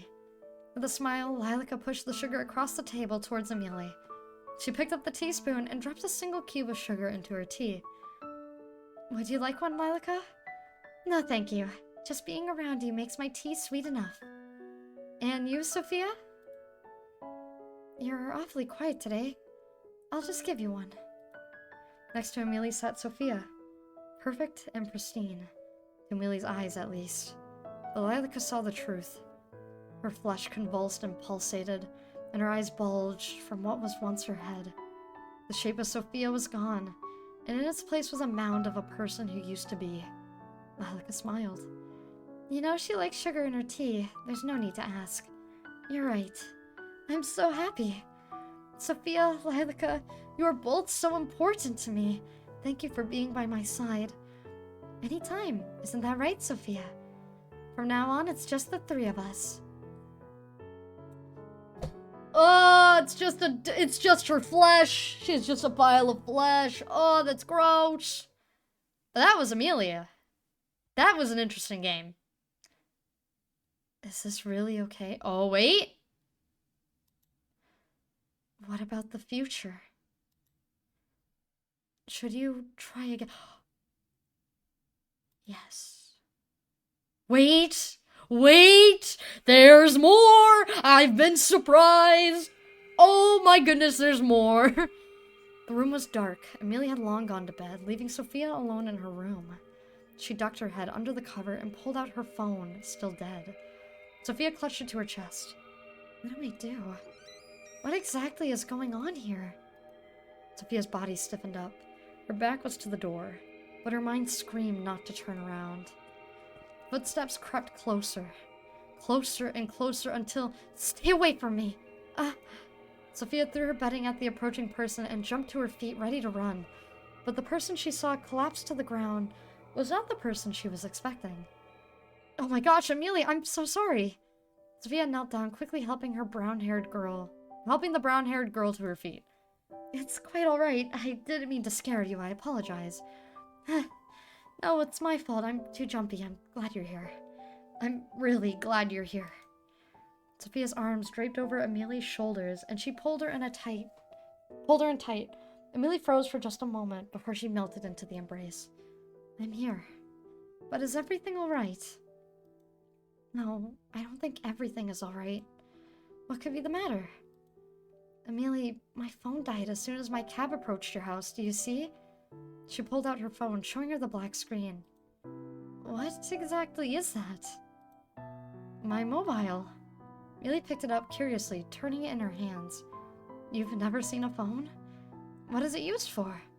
For texting, making calls, playing games, those kind of things. Amazing. Amelia, what year is it? What year? Why do you ask? Please. 1665, of course. Sophia took a step back from Amelia. What is it? Amelia, This makes no sense. Look at this house, you... Amelia, it's 2021. What? Sophia, that's preposterous. Oh my god. She fell back onto the bed, her legs not able to hold her up any longer. Oh my god, Amelia, you're not joking. You're really... Are you feeling unwell? Maybe you need to get some rest after all. Amelia, please listen to me. Out there, the world has changed. We have phones, cars, computers. We don't need a husband. We don't need permission to buy a house. You can go to school, get a job, whatever you want. I know I probably sound crazy to you right now, but please, I'm telling you the truth. You're trying to tell me that nearly 400 years have passed, and I've been stuck here. How would that even be possible? I don't know. Amelia, how long have we been writing to each other? Well, I don't know. It's been 5 years. I need to find Lilaca. She'll know what's going on here.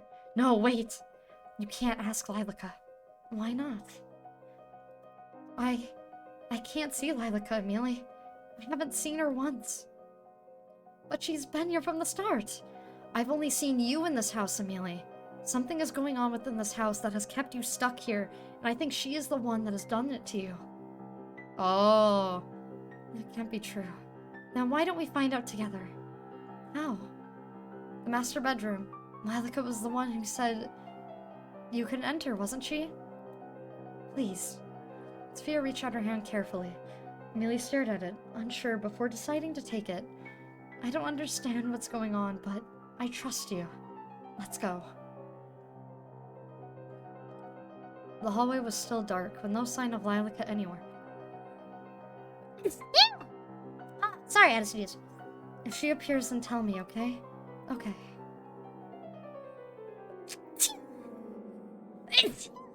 I'm sorry! Hand in hand, the two walked quickly through the hall and up the staircase. There they stood in front of the master bedroom side by side. Oh, I'm sorry, did I scare you? My cat, like, sneezed as well. The hands were sweaty. Okay, I'ma jump. Bye, y'all, have fun! No matter what's in here, I'll be by your side, okay? Amelia offered no words, instead just squeezing Sophia's hand gently. And at that, Sophia pushed the door open. Just like the rest of the house, the room was dark and quiet. Only the moon shining in from the dirty window guided the two in. It smelled musty, as if they were in a tomb, only just uncovered, not a bedroom. They crept closer and closer to the bed. It was surrounded completely by the canopy, keeping whatever was inside hidden. With a shaky hand, Sophia reached towards the light velvet. At once, the truth came into view. Amelia gasped and almost fell to her knees, but Sophia's hand kept her steady. I'm sorry, Amelia, but they left. Left only a few weeks ago. It looks like they've been gone for a very long time. Amelia, I know this is hard to believe. I find it just as hard to believe as you do. Please, we have to leave this house. Now, before Lilaca finds us. She knew. I think that you've been bound to this house by her. We need to find a way to leave. Okay. Oh, my nose! The two only got halfway down the stairs when Amelia grounded to a halt. Sophia turned to look at her, her eyes wide in surprise, only to see that Amelia's expression was one of immense fear. Lilaca, what are you two doing out of bed? Lilaca, I thought you weren't in there. She nodded upstairs. You lied to me. Only to keep you happy. Happiness with the lies as their foundation isn't true happiness. And why not? We've been perfectly happy here for longer than you've existed, and you come along and... I'm sorry, Amelia, I'm so sorry. Lilaca burst into tears, wiping at her eyes with her sleeve in a desperate attempt to stop them from overflowing. Lilaca. Wait, Amelia, don't! Amelia took a step towards Lilaca, as if to comfort her. Please don't leave, Amelia. Can't we stay here together? Amelia, she's lying to you. She wants to keep you trapped here, please. But... Please. Amelia. Amelia. I don't know why I keep saying Amelia. Sophia pulled on Amelia's arm, forcing her to turn to face her. Amelia's eyes were filled with confusion. I know you two have been together for a long time. I know I can't compete with that, but I want to give you the life you deserve. You deserve to be free. To live, to experience everything you missed out on. Not to be stuck in time here forever. And the truth is,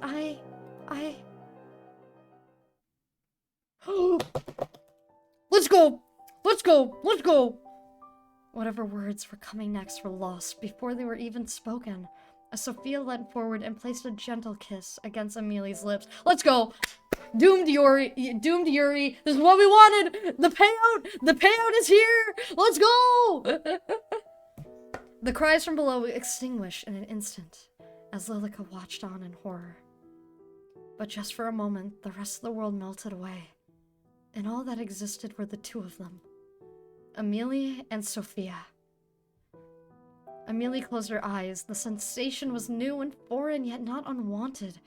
Butterflies were let loose in both of their stomachs. Where they connected, heat spread throughout their bodies. And then Sophia pulled away. The truth is, Amelia, I have liked you for a very long time. And even if you don't like me back, I want to help you. I want to help you live again. Amelia, don't listen to her.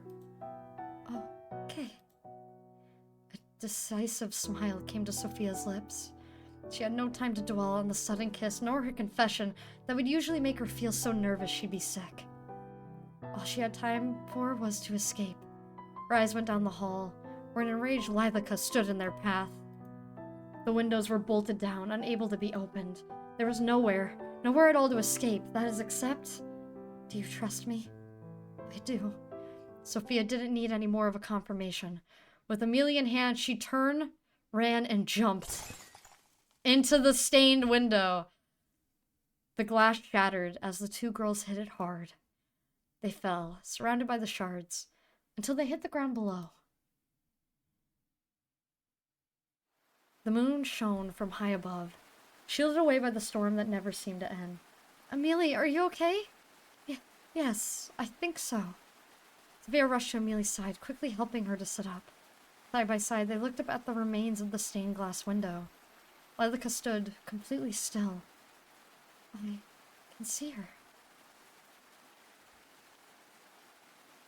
I'm sorry, Lilika, but...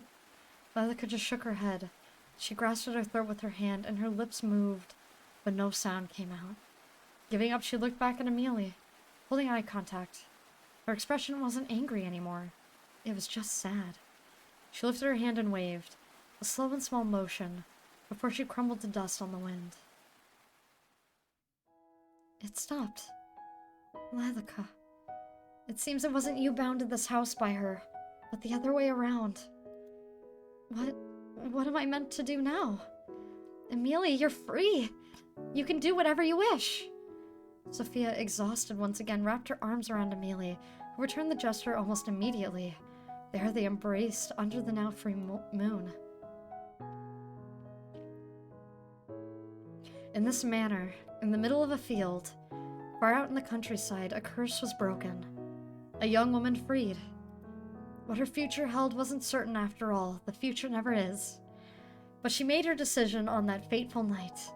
To trust in the future. To trust in herself. No matter what. And that is the end of Amelia. So sweet. Doomed YRUI. We love it. We love to see it. Poor Lilika. So she secretly loved the lady. She loved her mom so much. And they could never express it. I'm assuming her bedroom, like that hidden room, was where her and Maria, I think her name was, Marianne. That's where her and Marianne would like go to talk and like discuss their plans. Like they discussed how to kill the husband or the Lord. They discussed how to kill the Lord and they went through with it. Then they completed this demonic ritual. Is there more? There's more! Oh, they live in her house still, I think. Amelia, I'm back from my class. Sophia, quick, come here. Is something the matter? No, look. Amelia held a phone screen up to Sophia, who just laughed in response. You got a 5-star character in that game you like? Isn't it amazing? All I had to do was insert the numbers on that card you gave me. The future truly is astounding. We'll talk about it later. Oh, what's this? Oh no, she just spent all of her money.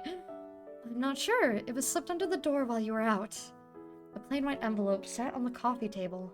Nothing on it identified who sent it, or who it was addressed to. Little concerned, Sophia opened it and pulled out a letter.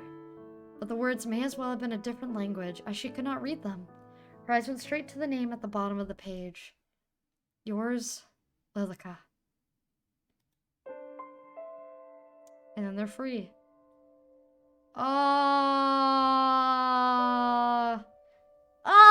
That's so sad. Alright, chat. That fateful time has come where we say our silly little goodbye. Did I just crash my whole computer? I clicked quit, and the game, turned my computer into a black screen. It crashed. Perfect way to end it. Okay. Let's see. Who can we raid today? Who's live that we can destroy? Who is it? Who's live? Who's live that we can harass? Who's live? Who's live that we can harass today? Who today? Today? Today? Oh my god, Lord Him has so many people watching. Oh, he's playing with somebody else too. Oh, that's cool. We will go raid Lord Him. Haven't talked to him in a little bit. He is playing some Valorant. We'd love to see it. And he is streaming with somebody. I don't know who. It says he's streaming with somebody, though. So give them both some lovin's, and I will see you guys. Have a great rest of your day. Hi. I never had that in SurveyBot ever. That's scary. I mean, Jinx is. Oh, yeah, Jinx is live too. Well, I haven't seen Learn him in a while, though. I see Jinx with that. So we're gonna spread out the love a little bit. But I will see you guys next time. Tomorrow, we will probably play web fishing and Valorant. I think that's what we're gonna be doing. And I might have song requests on. We'll see. But until next time, bye-bye.